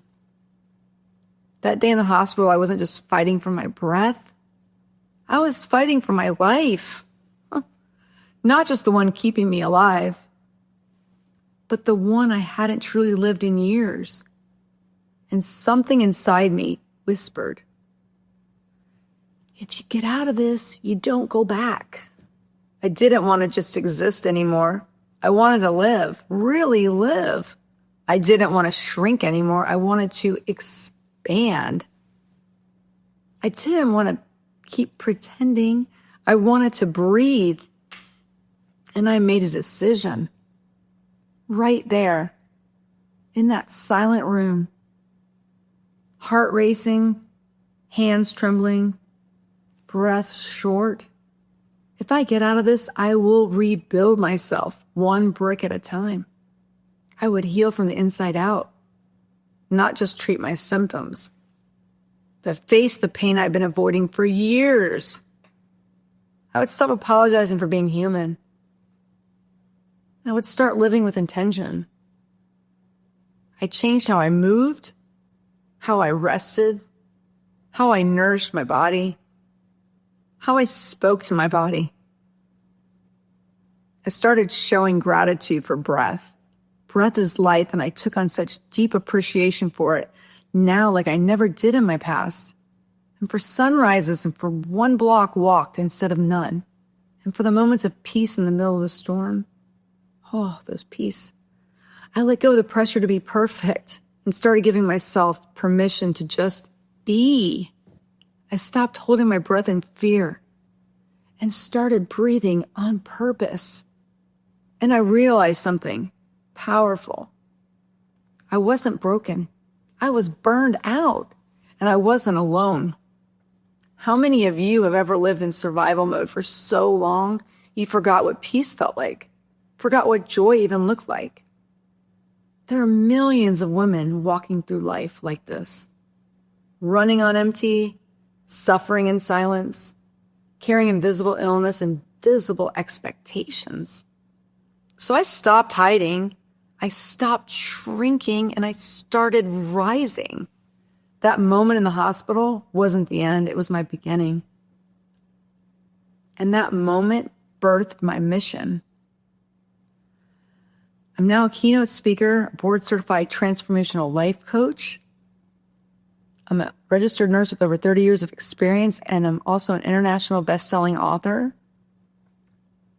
And my mission is to help women to reclaim their energy, release the fears, and remember who they are, even when life throws everything at them. I created something powerful out of my pain, the energy intelligence method. It's a 9-pillar blueprint to help women reclaim their energy, reduce their stress, and live well despite any limitations, invisible illness, inflammation, and fear. All of this, my story, my healing, my blueprint, it's in my new upcoming book, Unshakable, Unlocking Your Blueprint to Living Well Despite Limitations. It's more than a book. It's a movement, and it's coming out this summer. How many of you have spent years identifying with your illness or letting fear call the shots? How many of you are done living in survival mode? Because I've been there. And if you're listening right now and something in your body says, yes, this is your sign. If you've been burnt out, overwhelmed, and quietly breaking down, I see you. If you've been hiding behind strength, it's time to come home to yourself. And if you're ready to feel like you again, I invite you to start your own reset with me. Go to SoniaMcDonald.com and book your free energy health assessment. It's a simple conversation, just me and you, talking about what's really going on beneath the surface and how to begin again. But even if you never reach out, even if you forget my name, I want you to remember this. You are not your diagnosis. You are not too far gone. You are not weak for feeling tired. You are human, you are worthy, and you are stronger than you think. You don't have to fight alone, and you don't have to keep pretending, and you don't have to keep shrinking. You were born to shine. You weren't made to live in the shadows. You weren't made to push through pain forever. You were made to rise. So stop shrinking, start shining. And remember, when the room went silent, I became unshakable, and so can you. Ignite your light, transform your life, and live an unshakable life. Hi, everyone. I'm so excited to be a part of her story with She Rises. I'm going to share a little about my story. So, about 5 years ago, during 2020, I contracted COVID. And during that time, I had no idea how bad it was. You see, I've always had one of those suck it up and drive on mentalities. My family was really great at teaching that. Plus, I was in the military. And so my husband had broke his leg. He was a chief of police and had been taking down an individual into custody, and during that time broke his leg. And because of that, he was in having a surgery and got COVID and the flu. So me being me, I took care of him, took care of my clients, still continued to serve my clients. I had a private practice and I worked for the federal government full time. I had all the energy, could do all the things, and always recovered really quickly. So when I got COVID, I didn't think too much of it. I literally just kept going and serving and also helping my husband. Unfortunately, because I didn't take a break, I ended up with adrenal fatigue, a cytokine effect storm in my body that created like autoimmune issues similar to Addison's, where I had hyperkalemia. I had fluid around my heart where it affected my rhythms in my heart. I had migraines every single day, so bad that they gave me Botox around my head. It wasn't the cute Botox to make your face look good, but it was all around my head, 65 shots. And unfortunately, it didn't do anything for the headaches, and instead it created a neurotoxic effect in the brain, creating me to have a twitch actually from it. When I got at my sickest, I literally could not walk 20 feet without being out of breath. It was difficult for me to even go into the kitchen to get a glass of water. I was down more than I was up. And I remember calling out to God and saying, God, I don't think I can do this the rest of my life. It was so painful, so debilitating. Have you ever been there? Where life felt like it was so hard, you didn't know if you could go on. Well, this isn't the first time I felt like that, but it is the first time I had that kind of pain in my body and myalgia and migraines at the level that I didn't know that I could go on. It was so difficult. Did you know burnout is one of the highest rated mental health problems in America? So maybe you know exactly what it's like to hit burnout, and maybe you've had a physical crash and can relate to what I'm about to share with you. While I was there on the couch and calling out to God and saying, I don't know if I can do this anymore, I remember God saying to me, clear as day, like into my spirit, saying, that's not what you told your daughter when she almost died. You see, my daughter caught a multi-drug resistant bacteria, one that the doctor said that they had not seen in children at the time. She was 12, almost 13 years old. And when she contracted it, he had contacted CDC, over a dozen CDC specialists with children, and they said they didn't know what to do. I remember falling to my knees and saying to God, take me instead. God had a different plan, as he so many times does when we call out to him. In that moment, I asked God for help, and he guided and directed me to finding areas where doctors had researched some herbal tinctures for that particular disease, for that particular bacteria, actually. And because of that, the doctor followed it. And today she's amazing. She did go through a lot during that time. And I mean, a lot. It really shifted and changed her DNA. And she was in a pain a lot during that time. And I remember her calling out the same thing, going, "Mom, this is so hard. This is so hard. I'm in so much pain." And I would sit with her and read with her and speak God's word over her life. And I would record affirmations for her to listen to. And I would visualize with her and speak to her healing power of God's word throughout her whole body system. So yes, I've been there before. And God healed her. And now she's getting ready to have her second baby and doing so well. I'm so grateful. Though she still has a little bit of health issues and an autoimmune issue, her life is amazing and incredible today. She actually runs a program called Oklahoma Hotspots, where she goes and features and does marketing for different companies, showcasing their food and things like that, and loves to showcase things for celiac, because she also has celiac now, because that particular bacteria turned on a gene in her body to where now she deals with that. But she's so much better today than ever before. And it's all because we began doing the things that I would do with any client, using God's word and psychology, which God's word has been proven by psychology. Like, God's word is so full of psychology, so much so that I wrote a book on it called Breath of Heaven, Manifesting God's Way, using biblical laws and brain science to have an abundantly blessed life.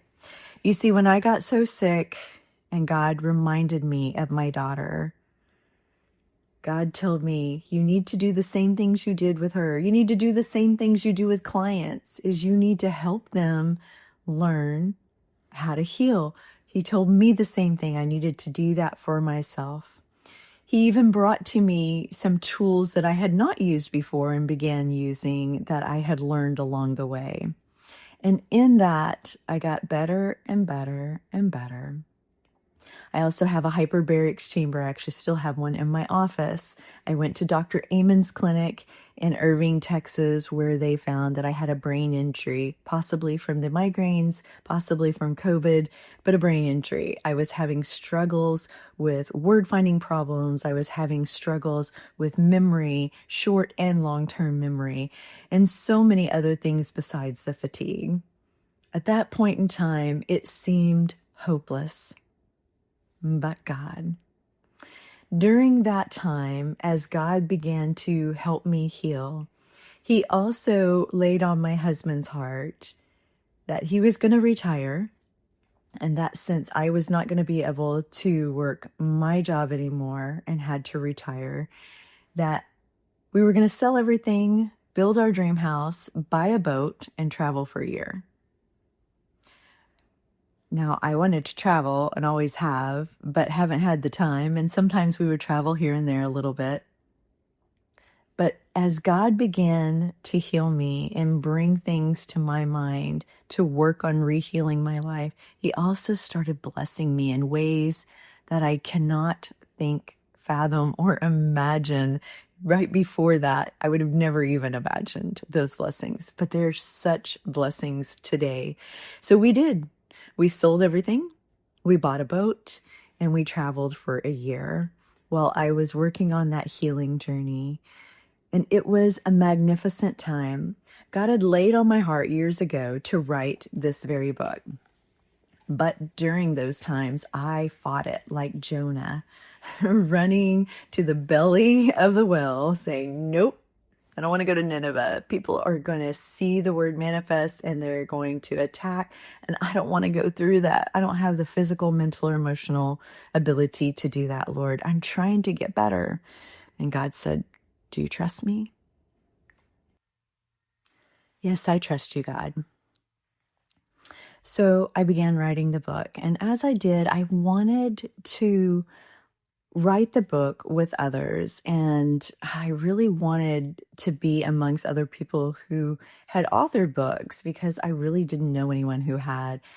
And while I was writing, about 3/4 of the way through, I met She Rises community, and I went to one of the coffee chats with Hannah, and I fell in love with a community of individuals who absolutely lifted one another up.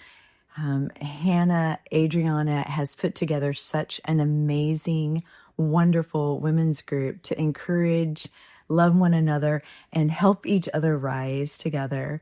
No competition, loving one another, knowing that there is enough abundance for all.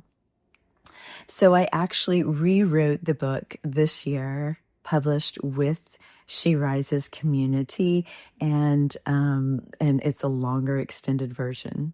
But I just want to say, if you're struggling, if you're in darkness, if you're having difficulties in relationships, if you're having difficulties in your work, if you're having difficulties in your health, there is hope. And I want you to know that God loves you and He wants good for your life. I'm Erica Elliott. I'm a brain code strategist. I help people clear the mess to discover their masterpiece. You can find my book on Amazon, Breath of Heaven, Manifesting God's Way, and learn the tools that I use in the biblical scriptures along with that to help you have a blessed, abundant life.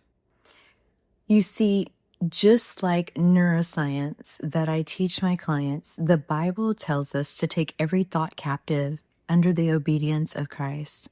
Is it loving? Is it kind? Is it excellent? We have to clear the mess to be able to hear the still small voice. God said His word didn't come in the wind and it didn't come in the storm, but in the still small voice. When I was able to do that, I got clear with what God wanted me to do in life. And I know He has a purpose and blessing for you too. You can reach out to me at warriorheartxo@yahoo.com, or you can reach out to me on any of my Instagram or authors pages. I would love to connect. Know that you are a blessing and God has good for your life. Be blessed and be a blessing. Good afternoon. My name is Victoria Cure.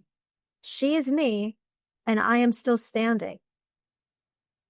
She's the woman that you walk past in the grocery store who's just all alone to herself looking at a cereal box, but really she's silently praying for strength.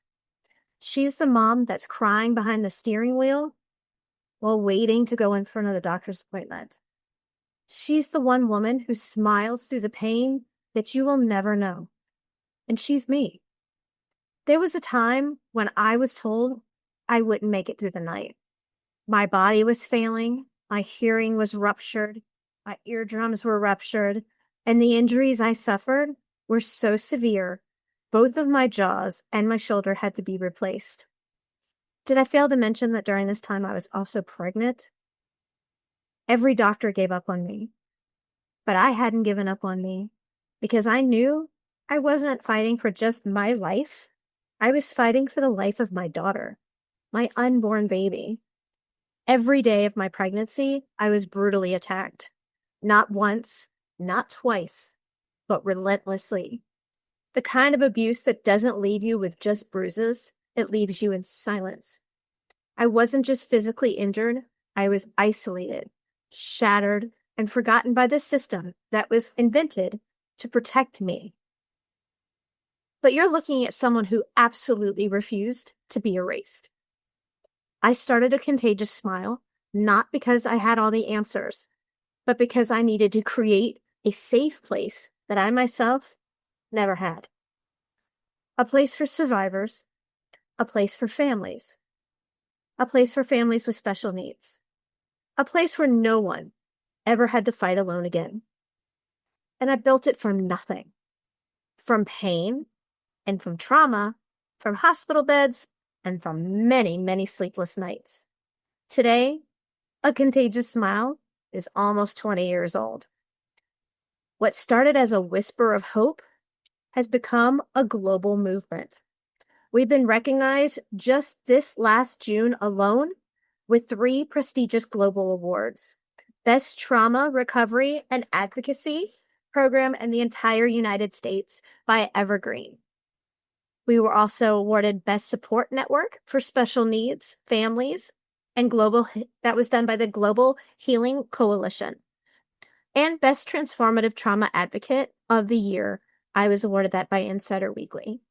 And now, just recently here in the last few weeks, we launched our greatest evolution yet, a Contagious Smile Academy, a trauma-informed online learning space offering over 100 free and low-cost courses for survivors, for parents, for veterans, teens, and children with special needs. It's not just an academy, it's a lifeline. It's where survivors reclaim their worth, where parents learn how to fight for their children, and where no one is ever alone again. I didn't do this alone. My husband, Michael, also a veteran, a protector, and my unwavering rock, stood beside me when no one else did. And our daughter, Faith, the very reason that I have always kept fighting, is now the very reason why I fight for others. She is amazing. She is inspirational, and she is downright my hero. This isn't just my story. This is our story. Because she is me, and she is you. She is the sister that's too ashamed to speak because of the humility and criticism given by others. Why did you stay? What did you do to make him mad? These are all very unfair statements to make. The woman scrolling at 2 a.m. looking for a simple sign that she's not crazy. She's also the mother that's been gaslit in a courtroom, the survivor that's rebuilding from ground zero. She's the reason I created this academy. She's the reason I'm here and I'm speaking today. She is the reason I will never stop.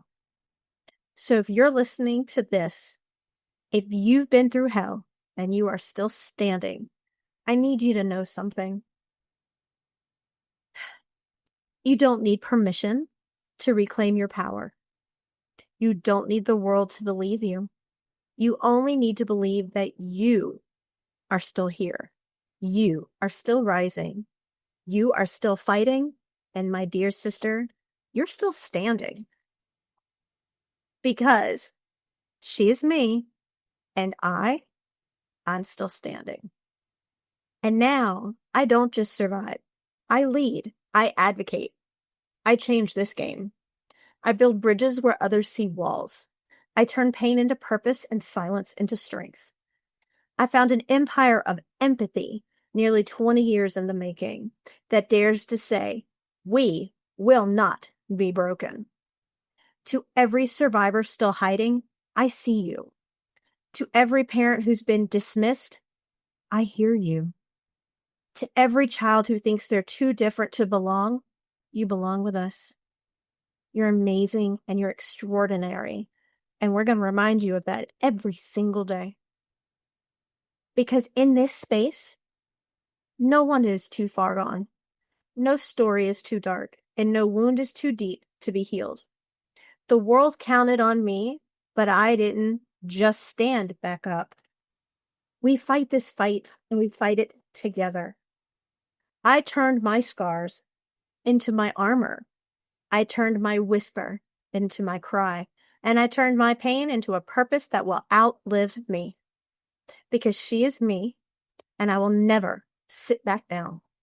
And if you remember nothing else from tonight, remember this. They tried to silence me. Hell, they tried to erase me. They destroyed me. But I became the voice for the voiceless that they couldn't quiet. The flame they couldn't extinguish. I rose, not in spite of what happened to me, but because of it. And now I rise for her. For the woman who still doubts her self-worth. For the mother who's been told she's too much. For the warrior who doesn't yet know she's already winning. Because she is me and I am still standing. You are brave enough to rise too, and you already have because you're here and you're listening. I am right here with you, waiting to rise with you. I am here, and you are not alone. You are so much stronger than your scars and your backstory because you survived. You're not a victim. You're a survivor and a thriver. Come join us at acontagiousmile.mn as in Mary Nancy.co. acontagiousmile.mn.co. Join now and come home to your real family. Thank you so much for your time.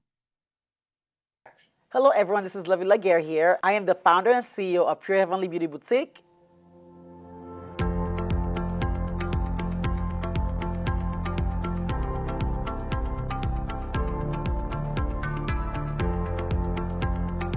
I am here to share with you ladies some great insights. I cannot wait to dive in. Let me tell you about entrepreneurship, wearing many hats. Let me be real with you. Leading with change isn't about being adaptable. It's about being intentional. Always be authentic and be true to yourself. It's about waking up every day and daring to be the first to believe in what others haven't been even imagined yet. I've learned that change doesn't just come knocking politely. It often shows up uninvited, in the form of a crisis, a loss, a pivot. You never saw it coming. But remember, you are here to be, you are purpose-driven leadership. Your leadership sees the disruption not as a threat, but as a divine invitation to rise. And we always rise above it all. In the early chapters of my journey, I have to share with you ladies that it shares many comfort, of uncertainty. I stopped chasing the perfection, and when I did, it makes a difference. And I started mastering evolution. Truly, it makes a difference with my mindset, my growth mindset. The truth is, comfort doesn't just build empire, conviction does. And I know it from the bottom of my heart. And I would share with you ladies, my advice is to just don't respond to change. Initiate it. Let your vision be bigger than your fear. The world doesn't need more followers of the status quo. It needs you. Be bold enough to break it, and let's rise.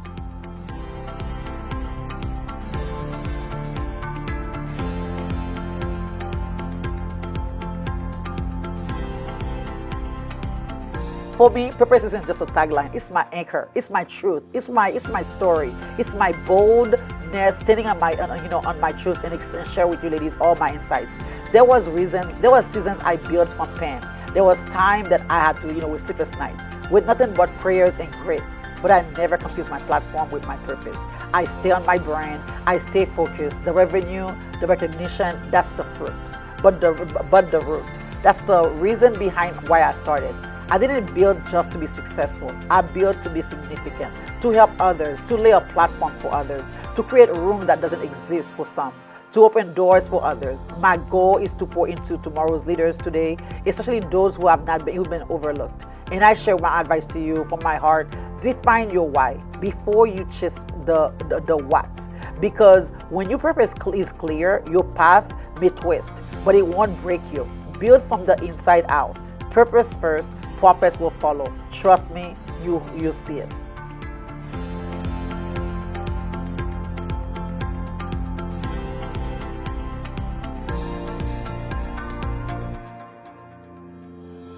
Remember, you must stop thinking like a hustler and start building like a visionary.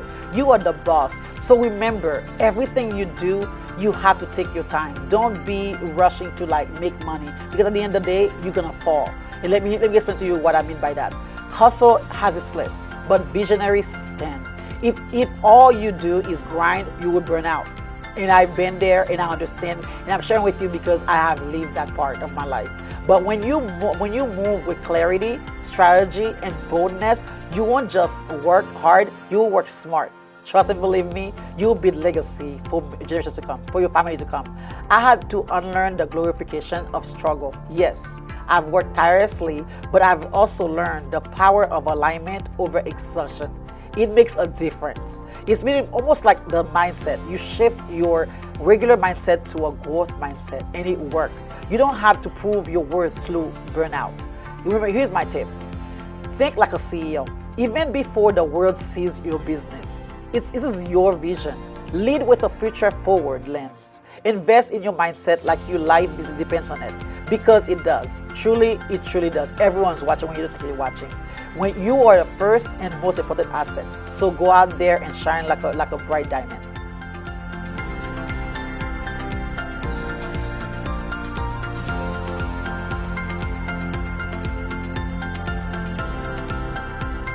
Such a great question. I have to tell you, this is one of my favorite when it comes to entrepreneurship, because at the end of the day, for me, I never stop creating. I'm always going. I'm always looking for something to do to create something better, learning, and then have the experience and learn from others. Even though, as you know, you are the owner, the boss of your business, you still have time to learn. I've been there. That moment where the dreams feels too heavy, the results feel delayed, and your spirit whispers, "Is it even worth it?" Don't question yourself, but let me tell you something straight from my soul. The vision wasn't random. You were called for this. You were born for it. That's when you cannot abort the mission just because the path got messy. It's going to get messy. It's going to be hard. And I want you to keep at it. Keep your head straight forward and never think about giving up. I've had days where I cried in silence, launched with fear, and showed up with shaking hands. But I showed up anyway. And every time I did, the door cracked open, just enough to remind me that break loose was one of the other sides of one of more bold move. And I know it was there, and I had to take one step at a time. Remember, you don't have to take all the stairs. You just gotta take one step at a time. And I promise you, it will worth it. Let me share with you my message on this journey as you go through it. Don't give up in the dip. Don't let temporary emotions sabotage eternal elevation. Your consistency is the evidence that you believe. Keep going, strive, you will see the fruition.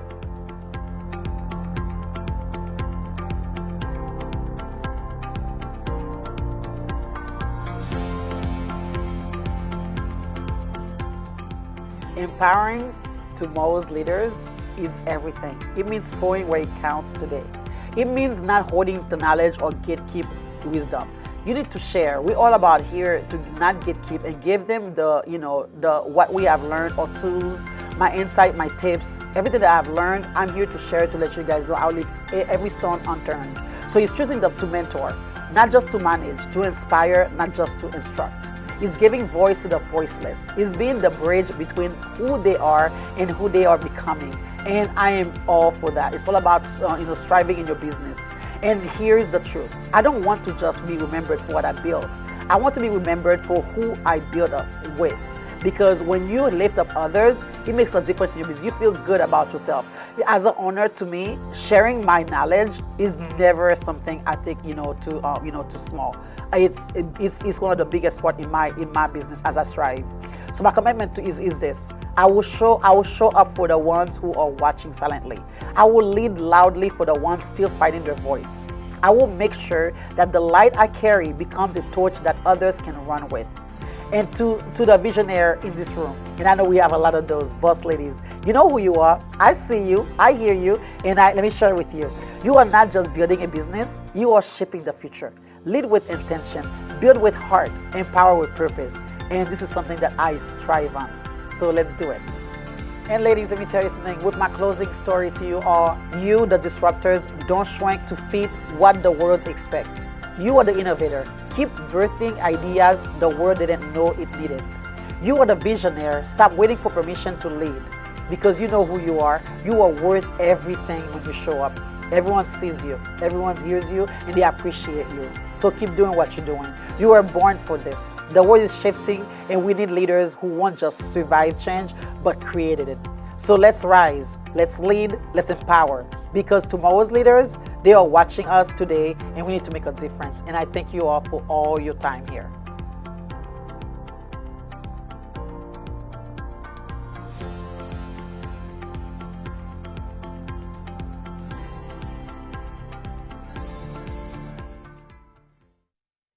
They said I was crazy. They said that it couldn't be done. They asked me, "What are you thinking? Don't you know that we know what's best for you?"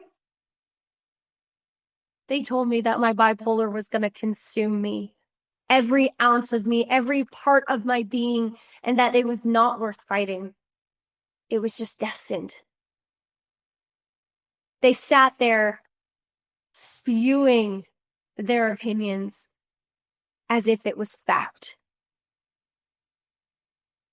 And I stopped everything with one singular word cutting through the air like a knife.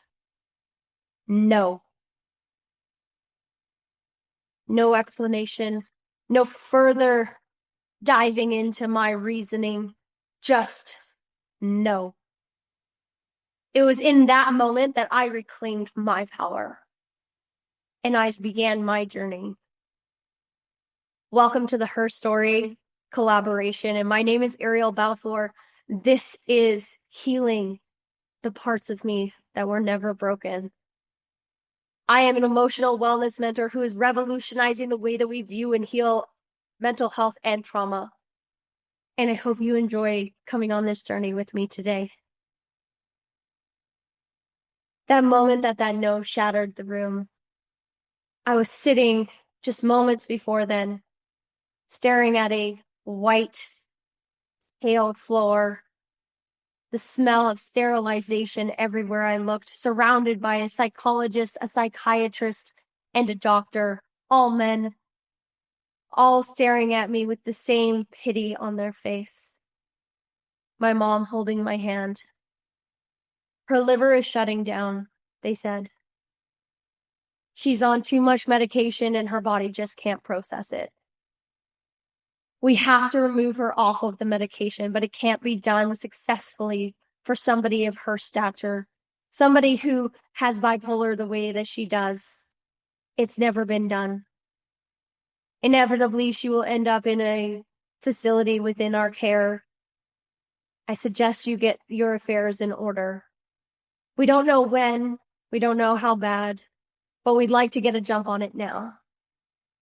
I remember staring at the floor, the rage bubbling inside of me as these men gave me a medical sentence that dictated the rest of my life on their terms.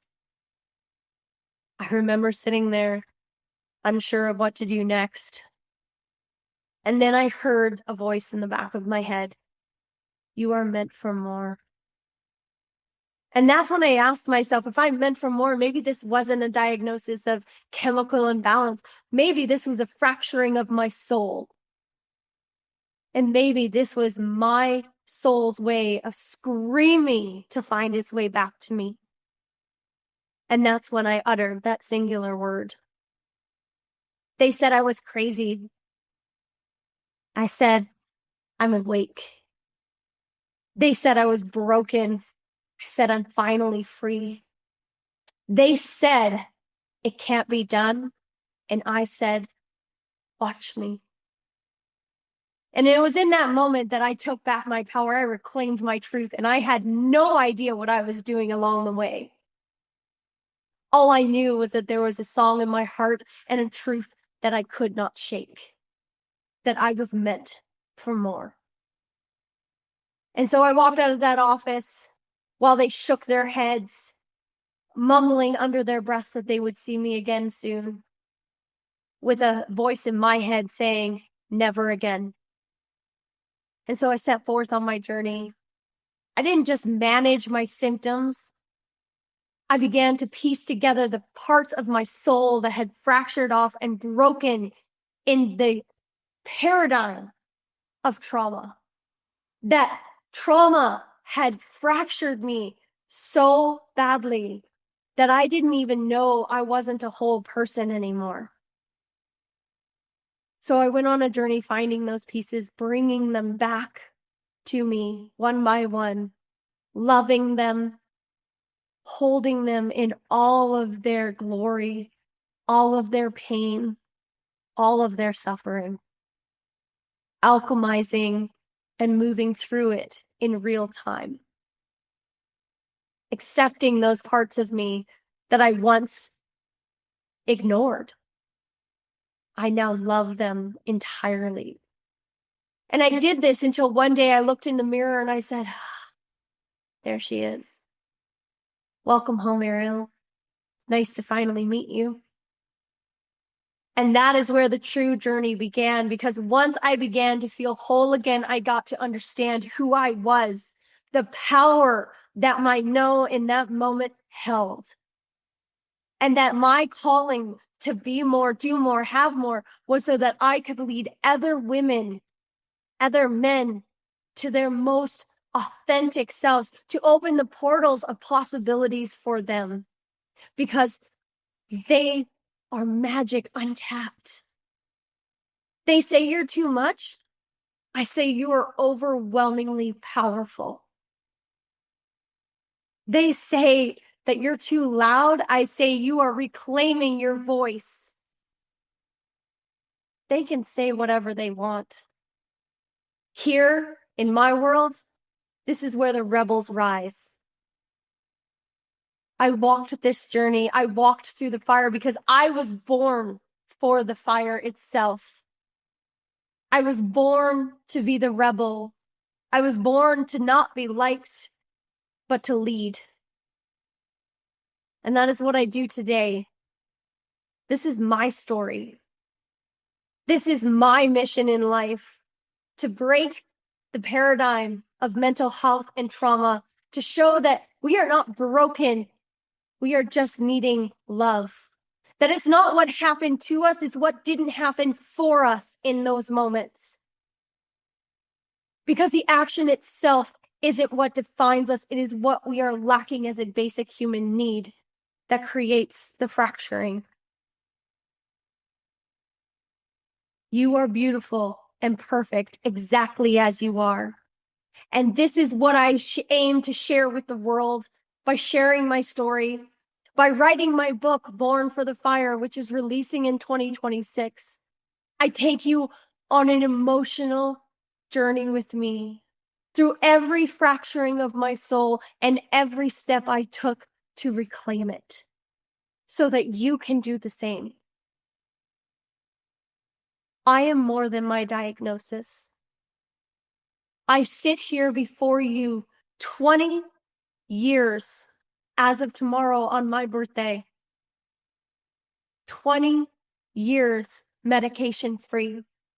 No hiccups ending up in the hospital, no relapses, no psychosis.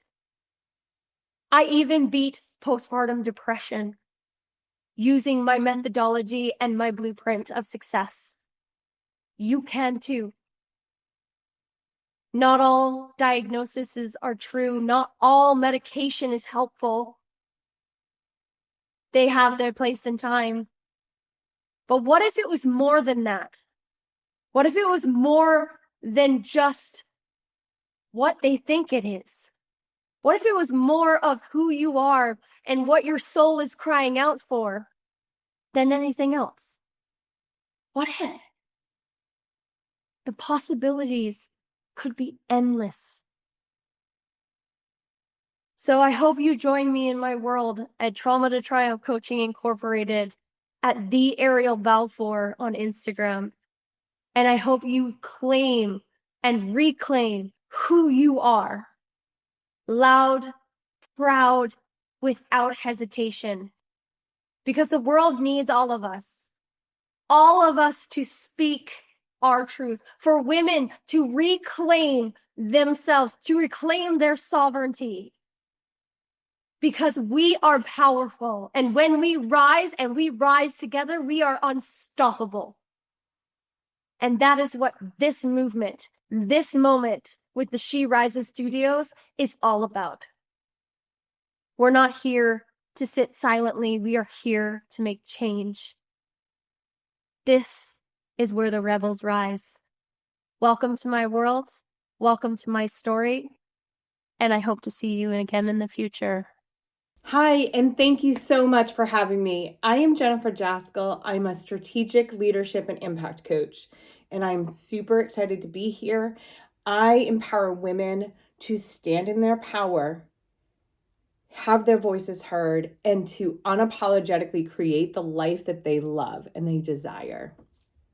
And the reason I'm so passionate about this is because of the story and journey of my own and the women that I've been able to help throughout this journey. I want women to understand that no matter what we go through, we are never alone. We have all gone through certain traumas and certain things in our life that help create the resilience and perseverance that we all gain. So I am the first one in my family to go on to graduate high school and go on to college. I was able to graduate college with a master's degree after I completed my bachelor's degree. And I married my high school sweetheart. We had been together for 18 years. We were married for 8. We have a beautiful daughter together, and we co-parent. We divorced, and we continuously, amicably work together for our daughter. And after my divorce, I went and got into a 4-year relationship, and that relationship turned very turmoil. It was very abusive, financially, emotionally, verbally, and physically. From that relationship, I have my son, who I have full custody of, and I'm a single mom raising him all on my own. From there, I left that relationship, and a year to the day, I was standing in bankruptcy court, trying to rebuild a life that I needed to rebuild for myself and my children. So through bankruptcy court, that day, 1 year from the day I left that abusive relationship, I was filing bankruptcy. And shortly after, within a half hour of bankruptcy court, I was received by a phone call that I was laid off of my 16-year corporate position. Life as I knew it, and I worked so hard to get, was changing, and it was totally out of my control. I had no control of it, right? So what I thought I had control of, I didn't. And so as I continued to move forward, I kept thinking, what is happening? Why? Why me? Why me? Well, I got another job, and then I was laid off again. So, needless to say, one day I'm standing there and I looked at myself in the mirror, wondering what's going to happen. Well, I was able to purchase the home that I'm standing in today.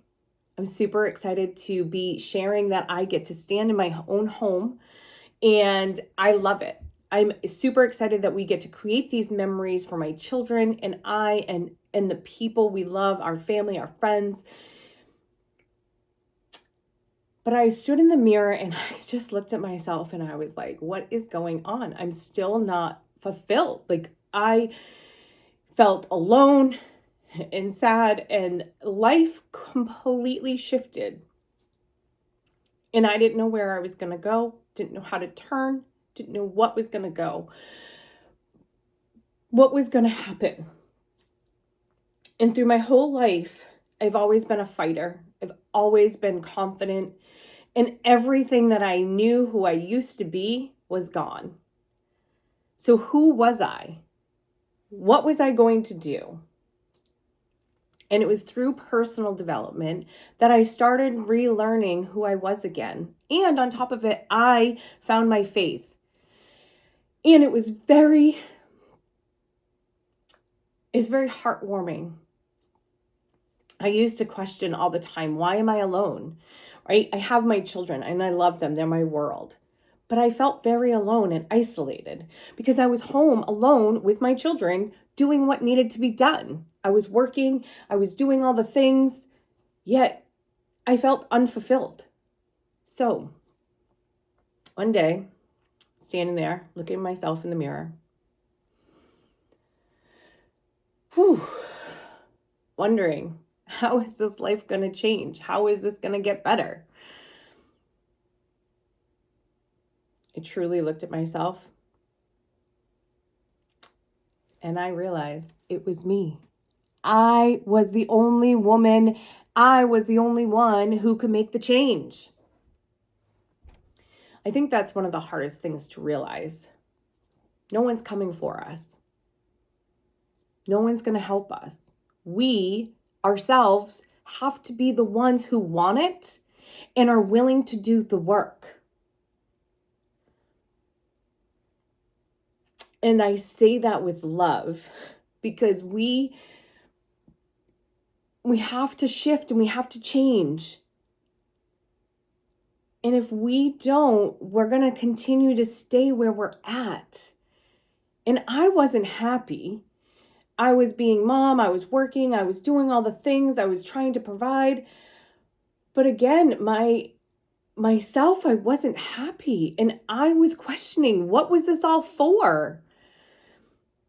We all go through traumatic things. We lose a parent, we lose a job. Accidents happen. Sicknesses, all these things. Abuse. There's so many different types of traumas. No matter how big, how small, it doesn't matter. We all go through them. What matters is what you do to move forward. It's one of the main reasons why I am so passionate about helping other women. I want them to be confident and empowered to have their voices heard. Stand in true power of who they are, understand who they are, have clarity and understanding of their priorities and their values, and set themselves their boundaries so that they can feel and be fulfilled as a human being. Because when we can fill our own cup up, we can fill up other cups even more. It's just like the airplane. You need to put your oxygen mask on first. If you don't, you can't help others. And that was one of the biggest things I learned, right? Was standing there in the mirror. I was the one who had to do the work. It was me. No one was coming for me. I was the woman in the mirror. I was going to save myself.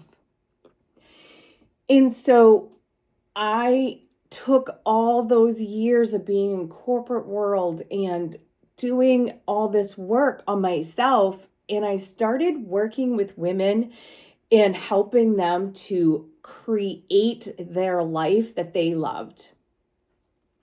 One of the biggest shifts for me was stop looking at life of why me? Like, why is this happening to me? No. Why is this happening for me? This is happening for me, not to me. I get to learn and evolve and grow and change, and I get to become who I want to become. I'm not set by limitations.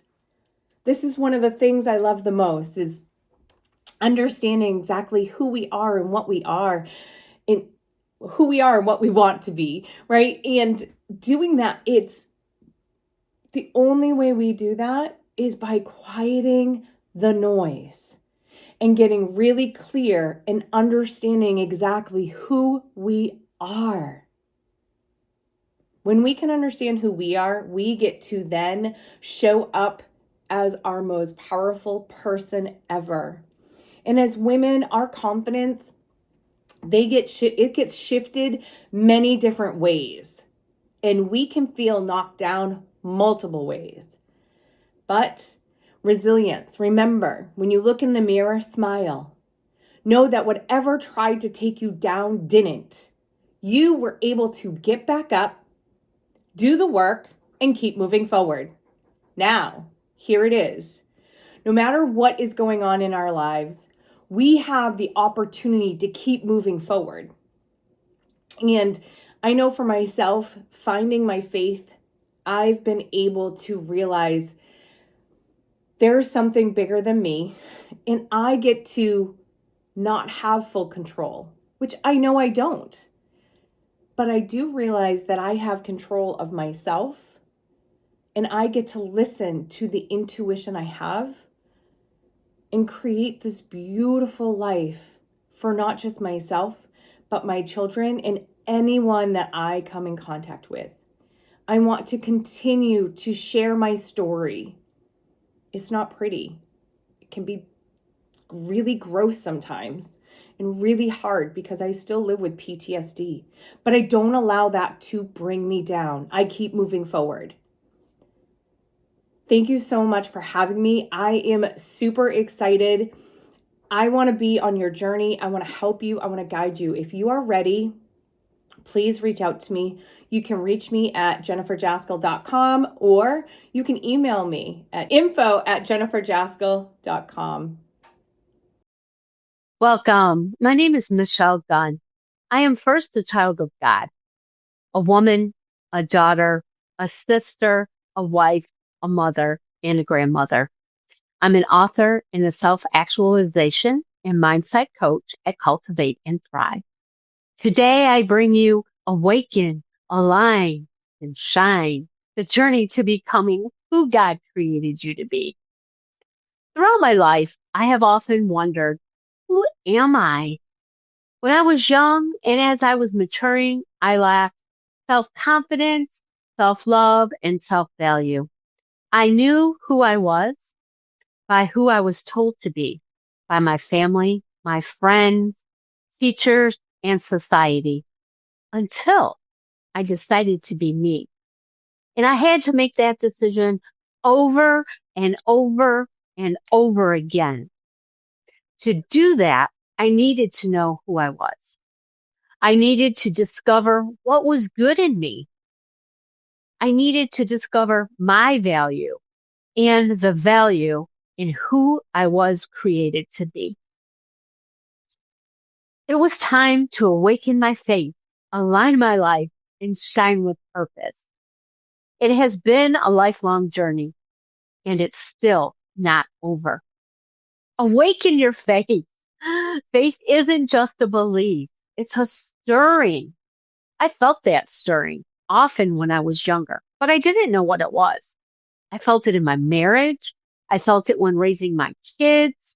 I felt it when trying to build a career and to make a difference in this world. I felt it when volunteering. I felt it when I participated in prayer group. It was and still is an inner nudge from God that whispers, you were created for more. That didn't mean I wasn't enough or that I wasn't good enough. It meant I needed to discover me, or rather, who I was created to be. So, what is an awakening?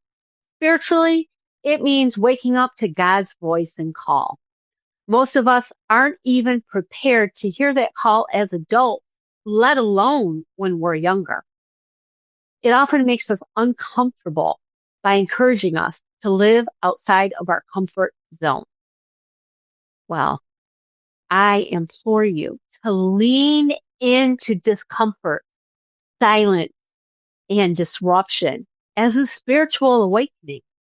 I still hear those whispers today. Do you? Faith is not about certainty. It's about awakening to realizing that God is already within you, working. Pray and live Ephesians chapter 5, verse 14. For everything that becomes visible is light. Therefore, it says, awake, O sleeper, and arise from the dead, and Christ will give you light. It's time for you to awaken. Align your life. Once your spirit is awakened, your steps must follow. Your actions must stand on their own as to who you are and what you believe. You must become aligned to who you were created to be. That means living your purpose.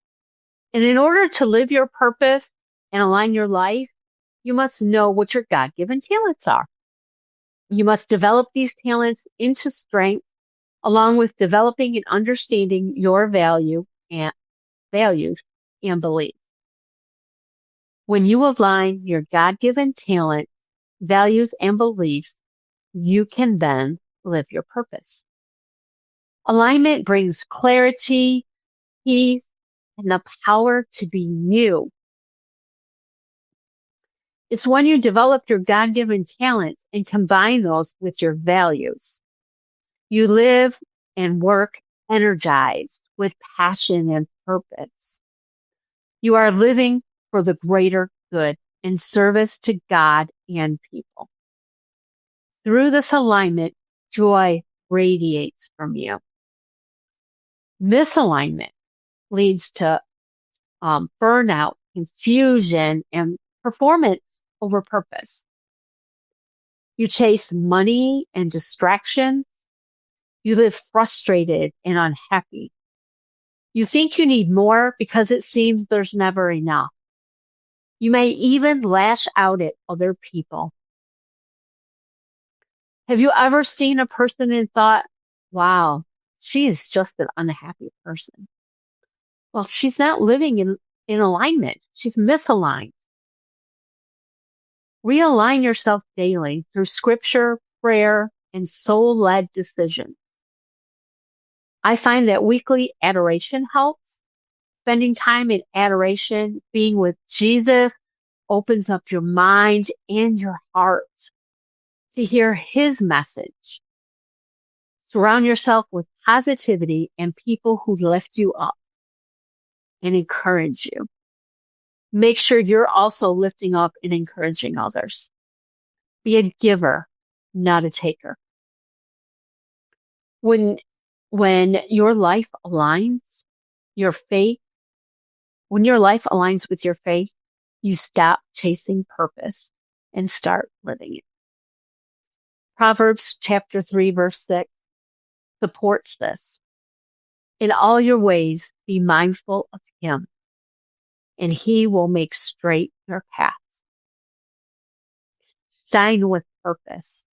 You are not created to hide, but to shine. Your light should guide others to find an inner joy that no person or circumstance can take away. Once your faith is awakened and life aligned, your light becomes undeniable. People can't help but take notice. I often talk about these things in my column, Graceful Awakening, that's hosted on patheos.com.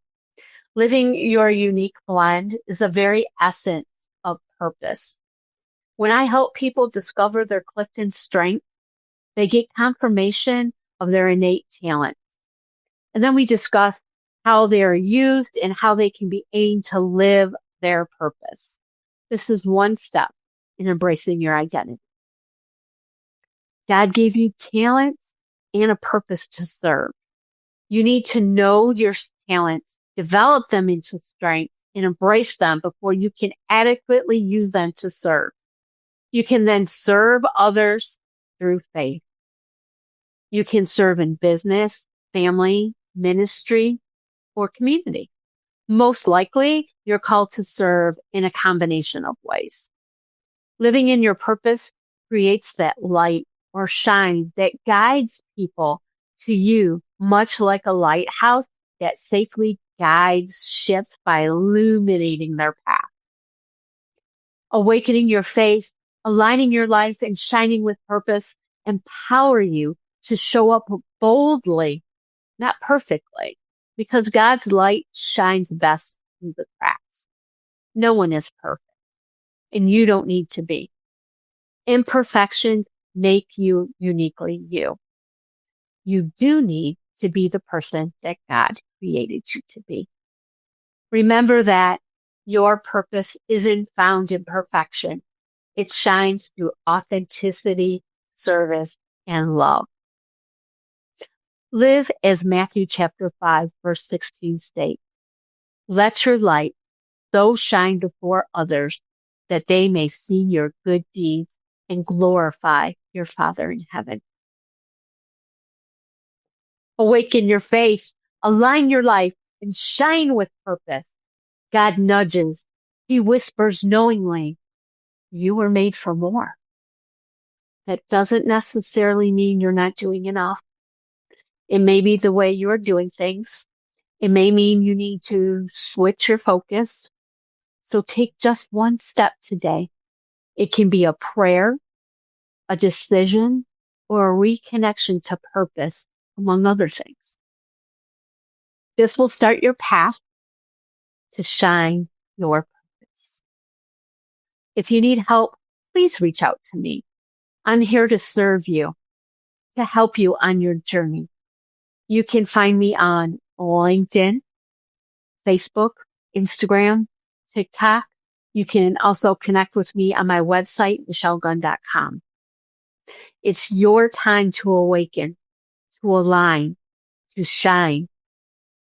The world needs the woman you were created to be, the woman God created you to be. Let's pray together. God, awaken in us the faith to believe, the courage to align, and the boldness to shine. Use our lives for your glory. In Jesus' name we pray. Amen.